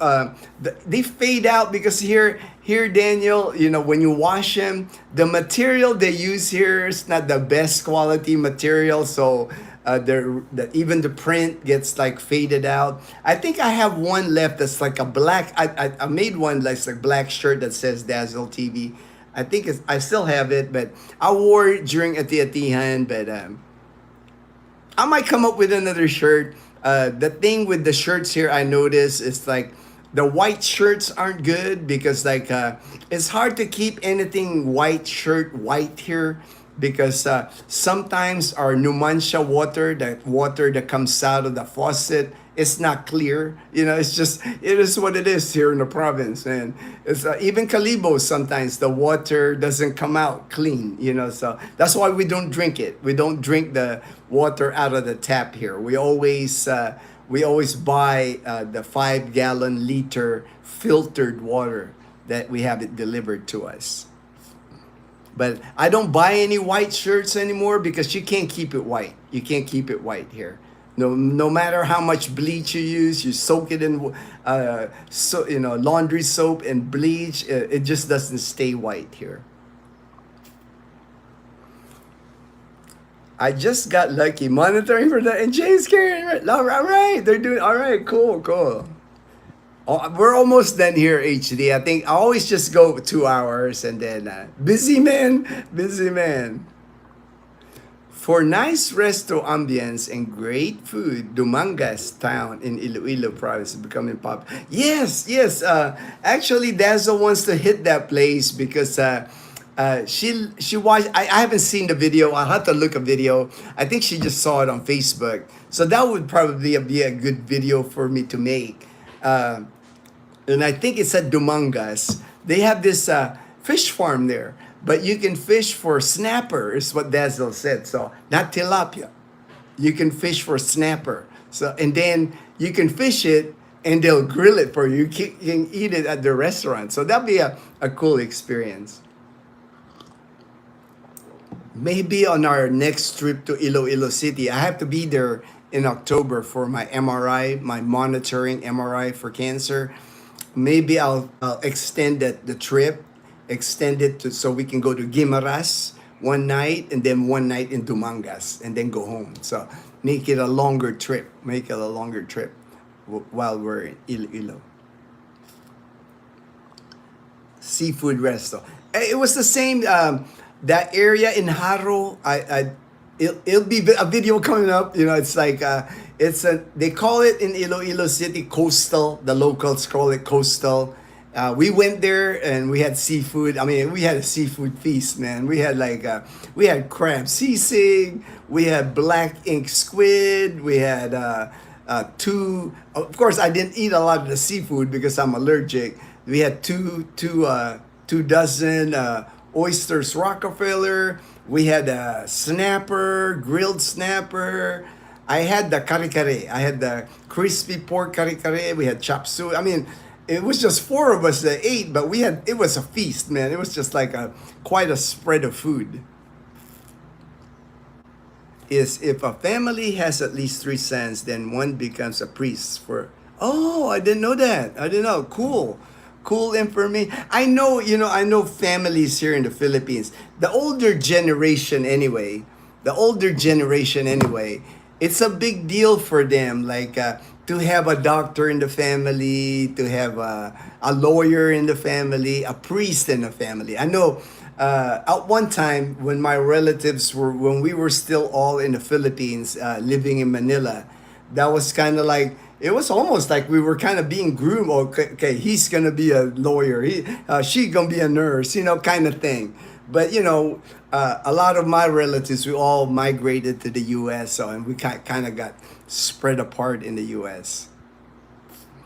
I like oysters and have had the sauce with oysters before, but in the Philippines, I haven't seen clams though.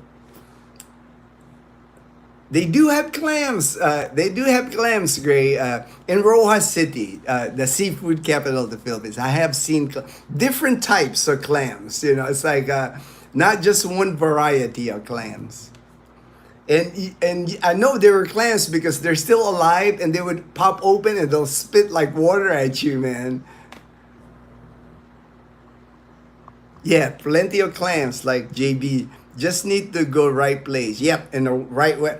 Even here, I know, Gray, even in our public market here in Calibo, I have seen a lot of our seafood at the public market in Calibo here in Numancia. They do farm them here, or the fishermen, they catch it here in Aklan province.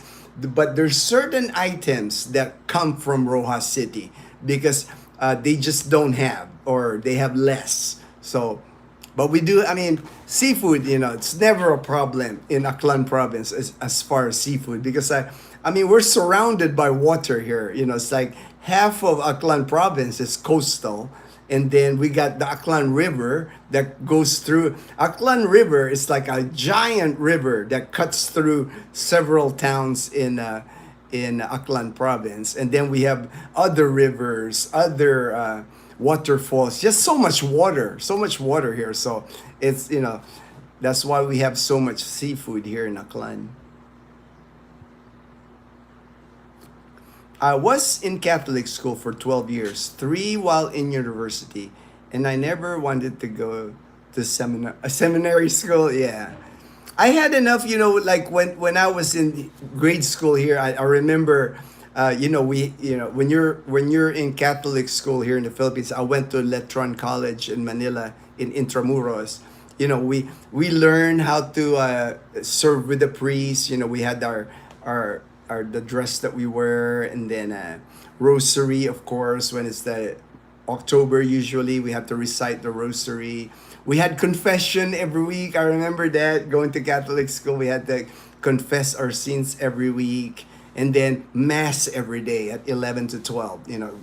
So very strict, very strict. This was back in the 70s, so I don't know if they still have the same process now. But I'm kind of glad I went to Catholic school here in the Philippines, because it prepared me for the rest of my life. The discipline, I learned the discipline. I learned how to be kind and humble. It's like, and then the military after that. So it worked out. It worked out. It was a good base for me, I think, growing up. Has all the seafood. They also have the diwal or angel wings. Check that out, like white shell. I've not had that. I've not had that, Fortune, angel wings or diwal. I'll have to look it up now, because I'll probably allergic to it now, man. That's the bad thing with all the seafood now. I can still eat fish. But I have to be careful with anything shellfish or anything besides fish. Even squid. I'm allergic to squid now. So that's good news. Thank you, JB. Yes, kangkong, water spinach, plenty of kangkong, water spinach. Like I said, I can get a bundle of kangkong at the public market here, and 10 pesos, 15 pesos. And we incorporate that kangkong in a lot of our dishes. We eat a lot of kangkong. That's kind of like my since I can't eat a lot of salad, garden salad, I just eat a lot of kangkong. I eat a lot of string beans. I eat a lot of eggplant. I eat a lot of bitter melon. So I try to eat more of that to replace, since I can't. They do have lettuce, but it's not cheap. Lettuce is not cheap. And then there's not a big selection. When I make my garden salad, it's usually just lettuce, cucumber, onion. What else do I put in there? Tomatoes, and not like the garden salad in the U.S. where you have different types of leaves, a lot of ingredients you can put to make your salad. But I compensate whatever cheap, like kangkong or whatever, bitter melon, whatever cheap squash, whatever cheap stuff they have here, Mongo beans. I just eat more of those. I eat more of what's available, since it's easily available, it's easily cooked. Dazzle eats it, Mom eats it, Leanna eats it. It works out for us. It's my list. I am a big foodie and drag my friends to so many restaurants for unique chats. Yep, that's what and Gray, when he takes us out to restaurants, man. Gray just orders everything. We end up having a feast every time we're hanging out with Gray. Yes, seafood galore in Rojas City. And we've taken friends there. When we go to Rojas City, we usually, of course, we take our friends to the Canadian Beaver, and then we always take them to like the Paluto, where you can point and then have it cooked. That's where we take our friends when they come here and visit us in Panay Island. That's always the stop. People always want to go to the Canadian Beaver and the Paluto. And the same thing in Boracay. They want to eat seafood. And now we know more restaurants in Boracay because of our friend Gray, because we got to try many restaurants in Boracay because of our friend Gray. You have to leave all your guns behind. I am still crying about. Oh, I know, man. Yeah, you can't. Yeah. That's one thing you can't bring to the Philippines. And hello, everyone. Ooh. All right. I lost it. I guess I better go fast. Hello. If you enjoy paying in the same cost of living in USA, BGC can make you feel like you never. Yes, right. If But there's people I know, like my friend Gray. He can easily live in BGC because he can afford it. There's people like with the big budgets.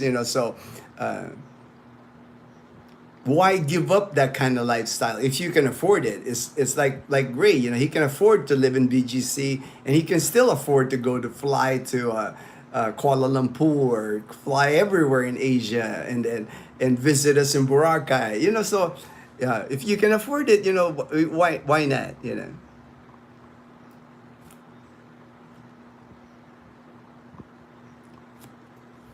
There's a Red Lobster in BGC. Why? Good. Well, the thing is, Edgar, I think the reason, because when you eat at Red Lobster or you eat at the Outback Steakhouse or the Texas Roadhouse, it's just the familiarity of what you ate in the US, and then you get to eat it here. I think that's the novelty of it. Like me, if I ever was at BGC, I wouldn't mind eating at the Red Lobster because there's things that I think the biscuit at Red Lobster was delicious. Things like that uh, I know I can't make that biscuit.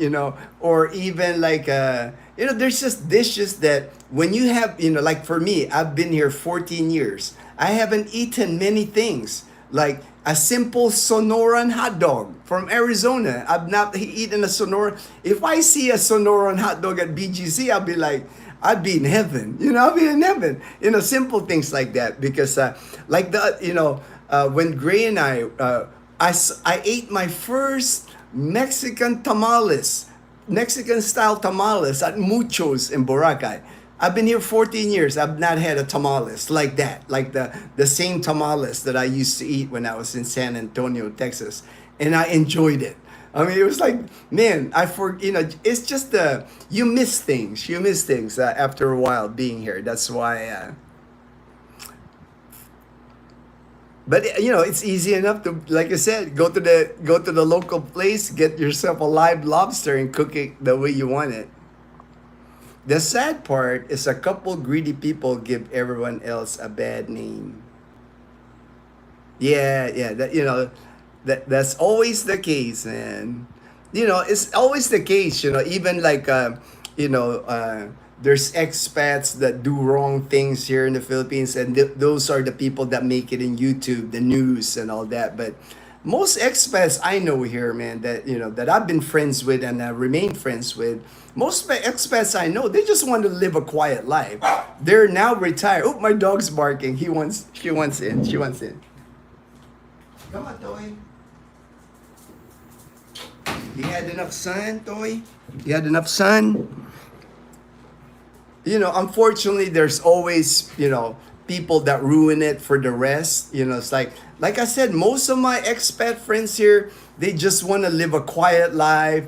They're thankful that they're retired. They're thankful that they're not working. When we get together, we're not talking about politics. We're not talking about anything. We're like, if anything, we're talking about motorcycles. That's usually a topic. Like, I know expats. They're expats over here. They're proud of their motorbikes. Like, like the Yamaha NMAX and the Honda. They got remote control. They got you can start with your motorbike with the key fob, or just they love their motorbikes and the gear that comes with it, or the travels that they do here, the motorcycle rides that they do in Panay Island. That's what we talk about. We don't, once you're retired, you're kind of like away from the nonsense that I call it, because it's like you just want to live a peaceful life. You just want to like enjoy the rest of your life. It's like wake up happy, surround yourself with like happy people. Like when I see my friends, I'm always happy. It's like, hey brother, what's up? Like when I see Gray, I know when Kip and I, when we finally get to meet in person, when I saw the guy from Pennsylvania, because we've been communicating for so long, Steve, my friend in Vegas. I'm happy to see them. I'm just happy we're hanging out. Like Steve is a retired Air Force like me. So when we're hanging out, it's fun for us because we're talking about Oh, remember, I was stationed in Japan too. You know, he spent like 12 years in Japan. I spent four. So we had that in common, you know. To me, it's like, I think, you know, people that end up enjoying their life here, it's like the reason why when the expats come here to the Philippines and start enjoying life is they move on from all the nonsense. You know, it's like, I know it's getting difficult living in the US, you know, the fractured people. People are angry, people are protesting, people, you know, we don't have that here. You know, it's like, I've been here in Aklan province 14 years. I've never seen a protest here. I've never seen maybe a rally during like a political rally. You know, they're like a candidate, like one running for mayor. That's about, but you know, nobody here in the Philippines has time to be protesting about anything because people here in the Philippines, they're just trying to put food on the table. You know, that's most of people I deal with day to day, people I meet here, they're just trying to feed their family. All that nonsense political stuff that they're not interested in that. They're just like they feel blessed just by able to provide for their kids and their family.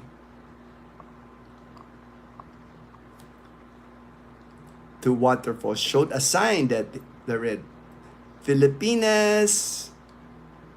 Oh yes, Daniel. That's at Hawili Falls. That's the charge, the entry fee. It's kind of like a tax by the Tangalan, that area, the town. They give you like these receipts that's got like town of Tangalan receipts, and you pay like 10 peso or 20 peso, and it's even stamped on the thing, like on the stamps. You'll get like a small like four stamps, and it'll say there 5 peso, 5 peso, 5 peso, and they charge a foreigner more for.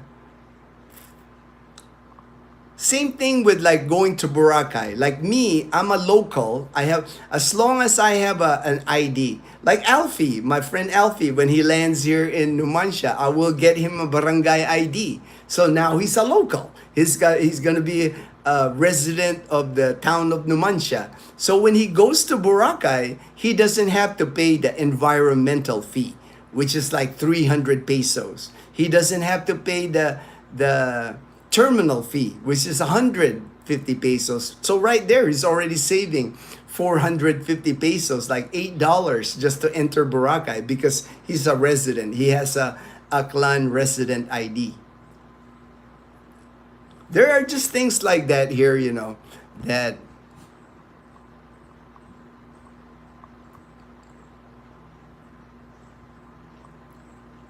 yeah, very slippery at Hawili Falls. Very because what happens is the rock area. I gotta hook up my phone here. I don't want it to lose power and then lose you guys and then kill the live stream. In Hawili Falls, it's slippery because algae grows on the side. I mean, it's really slippery. You got to really watch your step there when you're at Hawili Falls. There's areas that aren't slippery, usually like the stairs. But if you walk on anything that's wet, that's underwater a little bit, or when the falls is strong, you know, very slippery in that falls.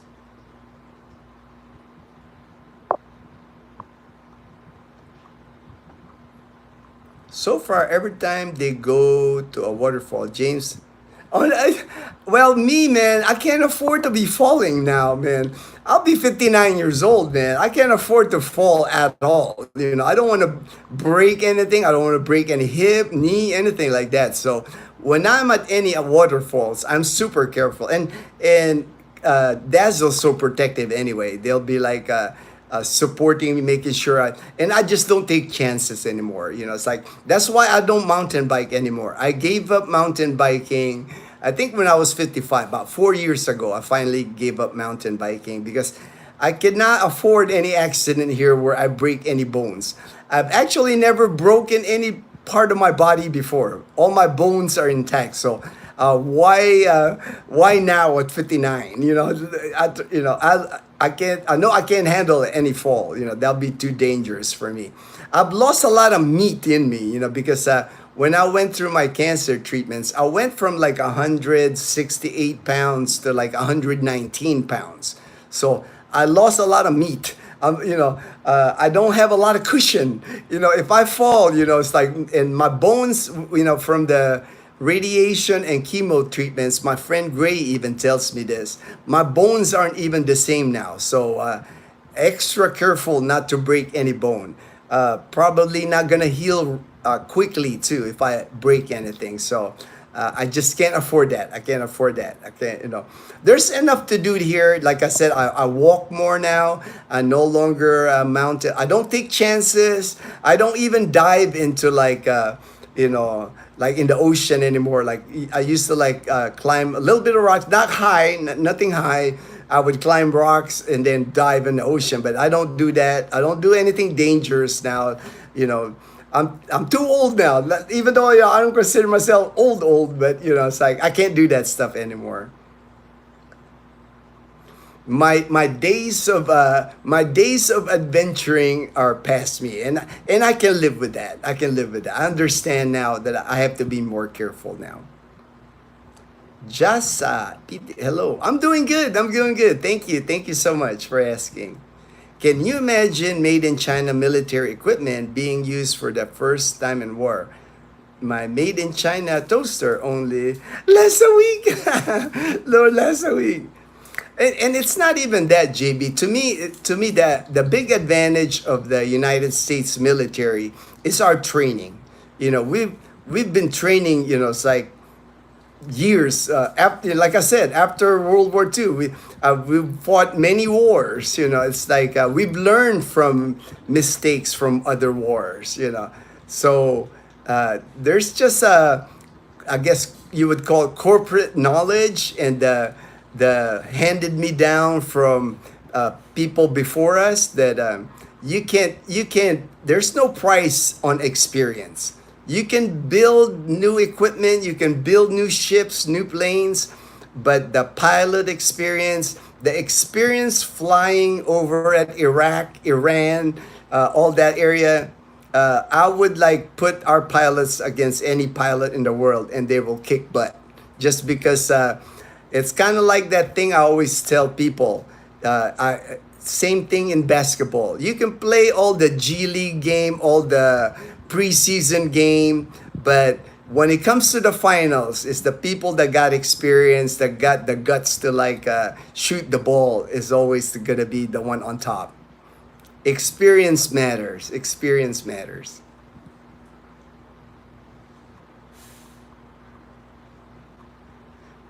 You should have said your dog ate the cinnamon bun.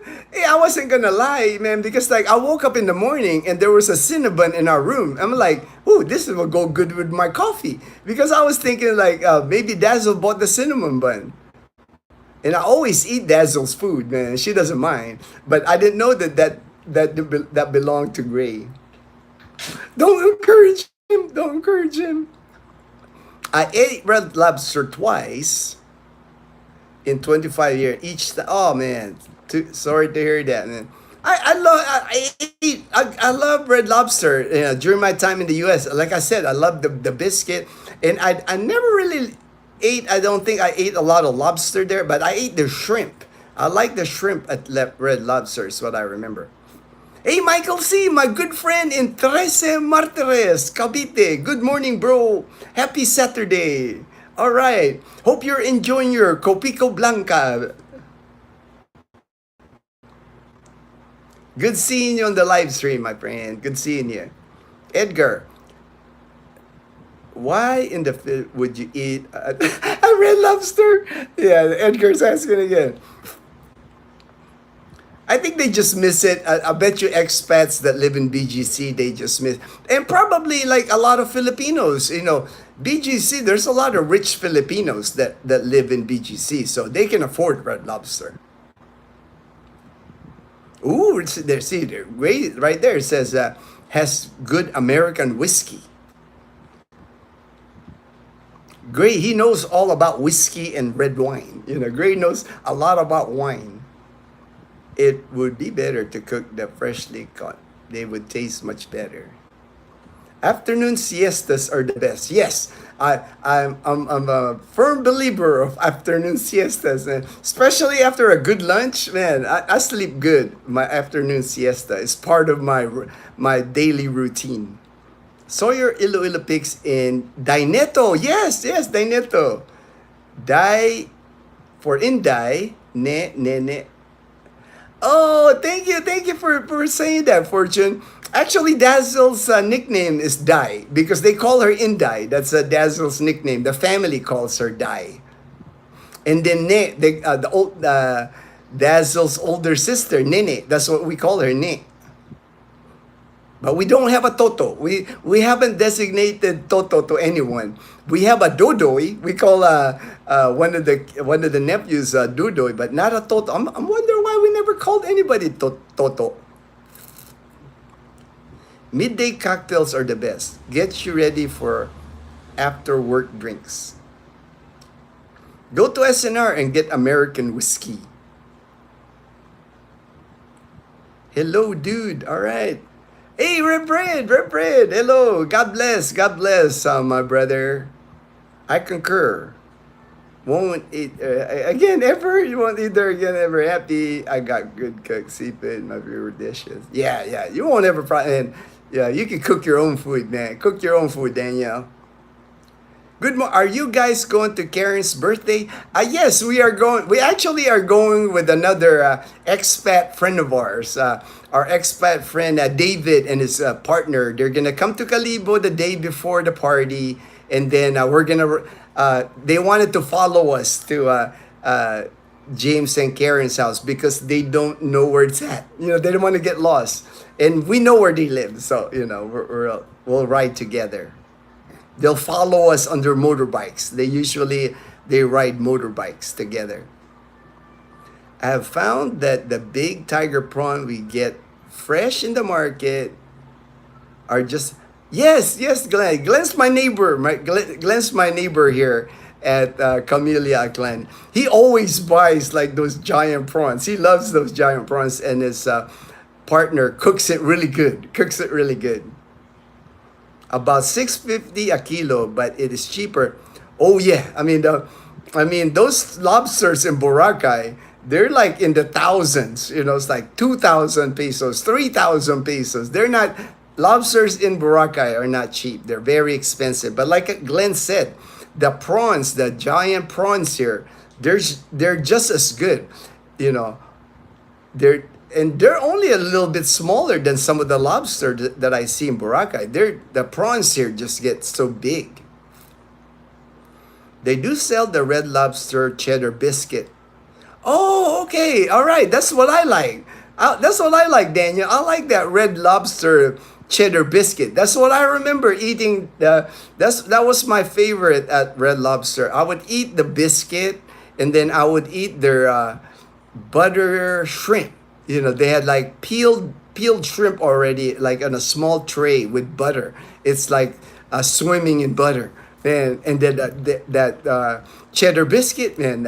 I can eat that now. You know, if I go to BGC, I might have to eat there just because of the biscuit. The biscuit, I understand. Yeah, you're right. I mean, I love those biscuits, man. I usually, when I go to Red Lobster, I remember I order my drink, you know, whatever. Like, I usually order like an Arnold Palmer. You know, I like that lemonade iced tea combo, and then like a small basket of that biscuit, and I'm getting full just eating that, man. I'm good just eating that before I even get my meal. Idle hands are the devil's workshop. The ones protesting are trust. Edgar, pro tip. All right, pro tip. Thank you. Do they give people a pass if they speak Aklanon without the ID?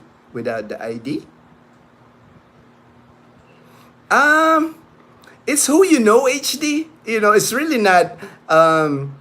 You know how it is here. You know, a lot of times at the port, you know, people in Katiklan, people in Aklan, they're related. You know, it's like every time we pass through the port in Katiklan, we see Dazzle's relatives there, cousins, aunties, you know, nephews, you know. So it's really who you know. I mean, I've seen people go through there without an ID. I mean, they check the ID, but a lot of times, if you go through like that, there's an Aklanon line and a tourist line. A lot of times when you go through the Aklanon line, it just depends on who's at the window. They're not really strict because they figure, why would you stand in line in Aklanon and you're not Aklanon, you know? So, and like I said, Katiglan is so small, Boracay is so small, you know, it's like people know, I mean, you get to know people, you know, you get like me, you know, like each boat, the crew on the boat, you know, I've gone through there many times, you know, you just recognize people when you go to the port in Katiglan. When Ginno mentioned about falling and can't get up, it reminded me of the old life alert. Oh yeah, I remember that old life alert. Yeah, yeah, yeah. Man, I don't take chance, man. If I know if there's gonna be like slipperiness or anything wet, you know, here in the Philippines, what you really gotta watch out. And my friend Gray can even attest to this. Even this is the Mandarin Bay 5-star hotel. One thing that's like I don't understand here is they put tile on everything here. And it rains a lot here. So, and they don't put the outdoor tile that's like at least not slippery. They put regular tile outside. And then you get that wet, man. That's like, you can like slide on that. You're not just going to fall. You can like, you know, dangerous. You know, I don't know why they do that. But they're, you know, when you go to the hotels in Boracay, and be very careful where you walk on tile, you know, because wet towel is not a good thing. Hey 2D, all right, man. Shane, my good friend Shane, back home now, back home. And I know Shane, he's racing. He says he's gonna like do ducks this time instead of chickens, instead of little chicks. Now he's gonna like have some little ducks born from eggs. Thor D in the Thor D, all right, Thor D in the house, and good morning. I won't forget that, Shane. I will have a Thor D cup ready for you. I think Dazzle's already designing you a Thor D cup, you know, when you come. Dazzle's really excited about designing cups for people. She's already showing me the design specific to Thor D. I learned from watching Dazzle TV. I learned from watching Dazzle TV. Thank you, Edgar. What was over? I know. World War One. Greetings from North Carolina. All right, I got dropped earlier. Belated happy 4th of July. Thank you, Ram. It's called battle tested. Exactly right. You know, it's like I don't think they, like I said, I don't think China want to mess with the U.S., man. We're battle tested, you know. We've fought many wars, and we're well trained. So I don't think they want to, you know, we've already used our weapons in battle. They haven't. So your body learns to move without having to think about it. That's how I react to fires. Oh, Brett, right here. When was the last time you... when I left in 2011, that's the last time I was in the U.S. So 14 years I haven't been back in the U.S. Is there a good Filipino whiskey? I probably would say no, because a lot of times the alcohol here in the Philippines, like whiskey, rum, gin, you know, they try to make it the cheapest, you know, cheap price. Usually like a 1 liter bottle of rum would cost probably like 80 pesos, $1.50. Same thing with whiskey. It would be hard to find a 1 liter bottle of whiskey here costing more than 120 pesos. They try to make Emperador is they call it MP. There's a Emperador and Emperador Light. They call it MP Light or MP. I know they're not expensive. They're like less than $2 for a liter bottle. You know, because they try to make liquor cheap here just because, you know, it's the budget. You know, Filipinos are on a budget when they drink here. The closest one called Lambanog. Filipino vodka. Filipino vodka. Yeah, lambanog is like that homemade alcohol. Like it's kind of like a coconut wine. They make it from they get lambanog from the coconut tree. Thanks as always. That's a bummer. Vodka whiskey. No, it's just they're just the alcohol here. I just haven't seen any like high end alcohol. I do know many expats here are opening breweries. I actually have a friend that lives in Malay. He owns a brewery and he's coming up with like alcoholic drinks that are like vodka, things like that. That they're there's people. You know how expats are. They want to bring that stuff here. They know there's enough people here that would buy it. Toto, yeah, Toto and the Wizard of Oz. I used to love tasting whiskey and bourbons, but that was about 8 years ago. I've been free from meds and drinking now. So, all right, Shane. Congrats. Whenever you and Dazzle are up here in our area, no matter where we got you, or we go. Oh, thank you. I'll keep that in mind, Michael. Thank you. I know, my brother. I know. We're can't wait to hang out with you guys again. I know we'll have fun again. Oh yeah, Ginno shrimps from Texas arrived today. I weighed them 21 pounds of fresh shrimp we caught. Voila. Ooh, nice. Of course, Shane, I'm allergic to shrimp now too, man. It's like horrible. I'm allergic to all the good stuff. Benang has great seafood. Live lobster. Oh, nice. Brett. The other drink I can think, tanduay. Yeah, tanduay. Here in our province, tanduay, they call it, there's a nickname for it. You're gonna drink duay. Philippine rum. I believe that should be close. Yeah, very common here. The tanduay is like everywhere. And again, tanduay is about 80 pesos for a liter. The pint, I think, is like 60 pesos for the pint, Very common drink here. The duay. The locals here call it duay. Yay! I love the name. Perfect. 30.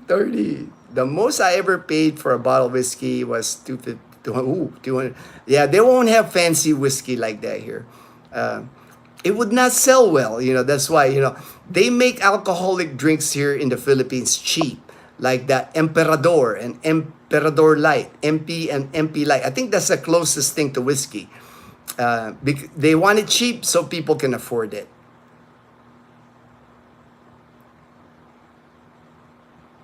The rum and whiskey in the Philippines is not bad specifically. It's so cheap. It is. I mean, I'm amazed how you can buy a bottle of rum, 1 liter bottle of rum for like $1.50. It's like... I actually, one time I was drinking, it's called Boracay rum, coconut rum, a coconut flavored rum. That was actually good. I actually liked it. I mixed it with like pineapple juice, kind of my own version of like a pina colada. I mean, it tasted good. That was my drink.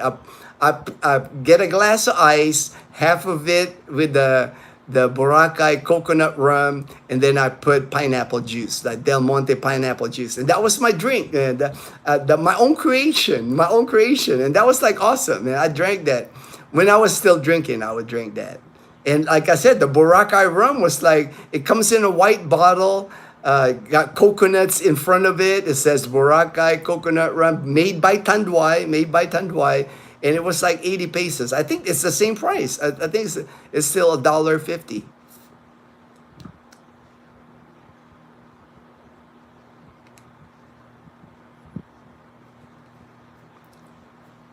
This is the sweet side. Yep. Yeah, everything inexpensive. Yeah.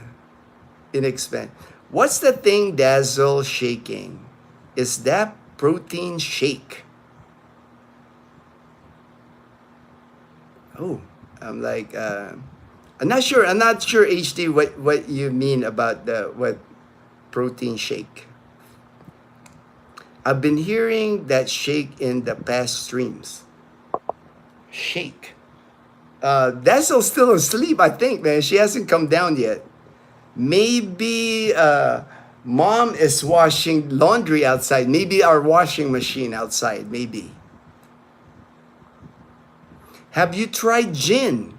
The only time I've ever drank gin here in the Philippines, one time, when I met Dazzle's dad for the first time. Dazzle's dad drinks like a Ginebra gin. That's like the strongest gin ever. It's like a gasoline type gin. And he mixed it with like a Kool-Aid powder drink, like Tang, and it was actually not bad. I mean, you couldn't taste the gin hardly, which probably wasn't good, you know? Yeah. Yeah, Ginebra San Miguel gin. That's the one. I've tried that one time. That's the only time I've tried it. I never had it ever since. But it wasn't bad. I mean, I felt it. You know, I got drunk of it. Hey, babe, there's Dazzle. She just came down. She just came down. There's Chloe. Chloe, say hi. Good morning. Good morning, babe. Good morning, babe. I'm about to end the live stream, babe. So since you're awake now, I think it's the camera you are looking in, and it's making noise. And a bit, yeah, it's a bit shaky because I had to plug it in. I had to plug it in because it was low bat, and I didn't want to like lose you guys like I did the other time. Now I unplugged it, so I'm gonna end the live stream anyway. It's been over 2 hours now, so appreciate everyone for joining the live stream. Very strong. That gin is very strong. It's like gasoline, man. If you drink that gin like straight up, it's like drinking gasoline. It's either the washing, maybe the dog scratching. Yeah, it could be dog scratching. You know, we got two of them here. Totoy, you know. Good morning, Dazzle and Chloe. Yay! All right, Chloe. There, let me pick up Chloe so you can at least say hello to everyone, Chloe. There you go. Chloe says hello. Chloe says hello. Aww. Chloe is now 11 years old. But she's still like a puppy, even at 11. Chloe is still like a puppy. Got a lot of energy still. Aww, look at that. And she's watching her mama. She's watching her mama. Take care. Have a great, all right, have a great, good weekend, HD. Breakfast. What's your breakfast? Cranberry. All right. That's good for you, babe. That's good for you. Oh, there's Gray. You want to say hi to Gray? Hi. Hi, Kuya. He's been on the live stream, babe. Gray's been on the live stream. Oh, nice. All right, JP. Thank you, JP, for joining the live stream. Okay, God bless, Shane. God bless. Have a great weekend. Dazzle hasn't mentioned fishing this weekend, so I'm not sure if they're going fishing today or tomorrow. Actually, we were planning to have like our cooking show. Oh, they're planning on a cooking show. That's the plan, I guess, today. So, are you guys? But it's late. Oh, it's late. It's late. Yeah, you haven't gotten your supplies for your cooking show. It's my fault. I wake up late. No worries. No pressure, babe. No pressure. If there's a barangay fight, you can be sure they're drinking Ginebra. Yeah, for sure. You know, man, Ginebra's strong, man. Like I said, I've only had Ginebra gin one time, and that was the first time I ever met Dazzle's dad. I remember that. Yeah. Hi, Chloe. All right. They're saying hi to you, baby. Southern Calvin, ang inumin ng tunay na lalaki. Yeah, that's right. That's their slogan. The slogan. Real men drink Ginebra gin. That's their slogan. So my dad was testing you? I think he was. I think your dad was testing me if I was a real man. That's why he gave me gin. She wears her dress. Yes. Chloe has her dress. She's got another one here, like a T-shirt. She's got T-shirt, Mommy's little and then dresses. the dress here. Mm-mm. Does Chloe has siblings? She did, but we lost track of like her mom. They moved away from Kalibo. She had like her mom. We knew Chloe's mom, and then we know a couple. What was the Chloe sibling? Deuces. Deuces. They used to see each other, but I lost. We lost track of them. They moved away from Kalibo. Deuces. Who's those? Yes, I mean, right, Shane, for 11 years old, I mean, Chloe's still like so active. She's still like a hyper. Every time I come through the door, it doesn't matter. Like, I've been like for my morning walk, the minute I walk in, she's still hyper, wants to need to walk her outside.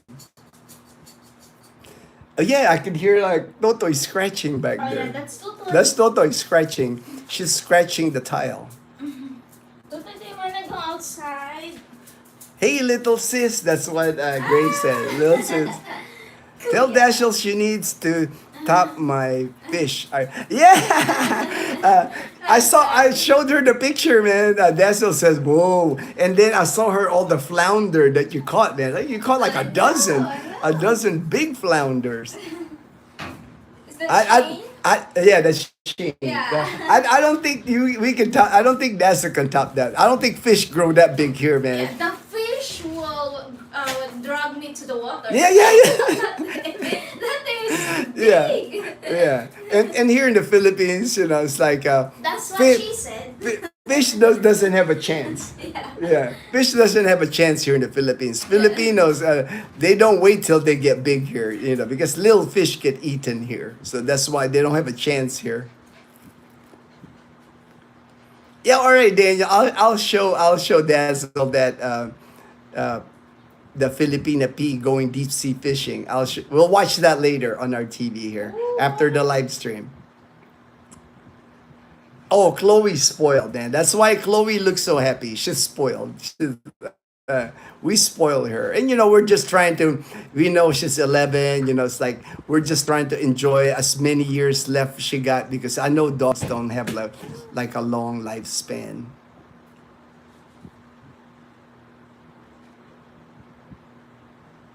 GHB on the drink.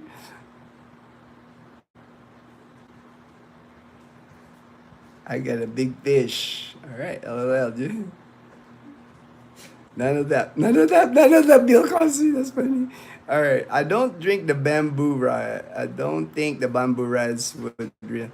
No, it's only for tilapia and bangus and tilapia. I don't think you can reel a big fish. I don't think the line would hold it. I mean, Napabali. That yeah, it'll break the bamboo. I'm sure it'll break the bamboo. I never night fish pit, so it was a new thing for me getting them flounder. We got 17 in 2 nights. All right, man. What's for breakfast? What's for breakfast? Dried fish. Dried fish for breakfast. That's our breakfast. Dried fish. Yeah. And rice. And rice and garlic rice. Yeah, and then I'm gonna do a sunny side up egg. Sunny side up egg. All right. I guess that's for breakfast, guys. Dried fish, sunny side up eggs, and garlic rice. All right. God bless, Ram. Thank you. Talk soon. Take care, everyone. Everybody have a good weekend. Thank you so much for joining the live stream. Appreciate everyone. Everyone stay blessed.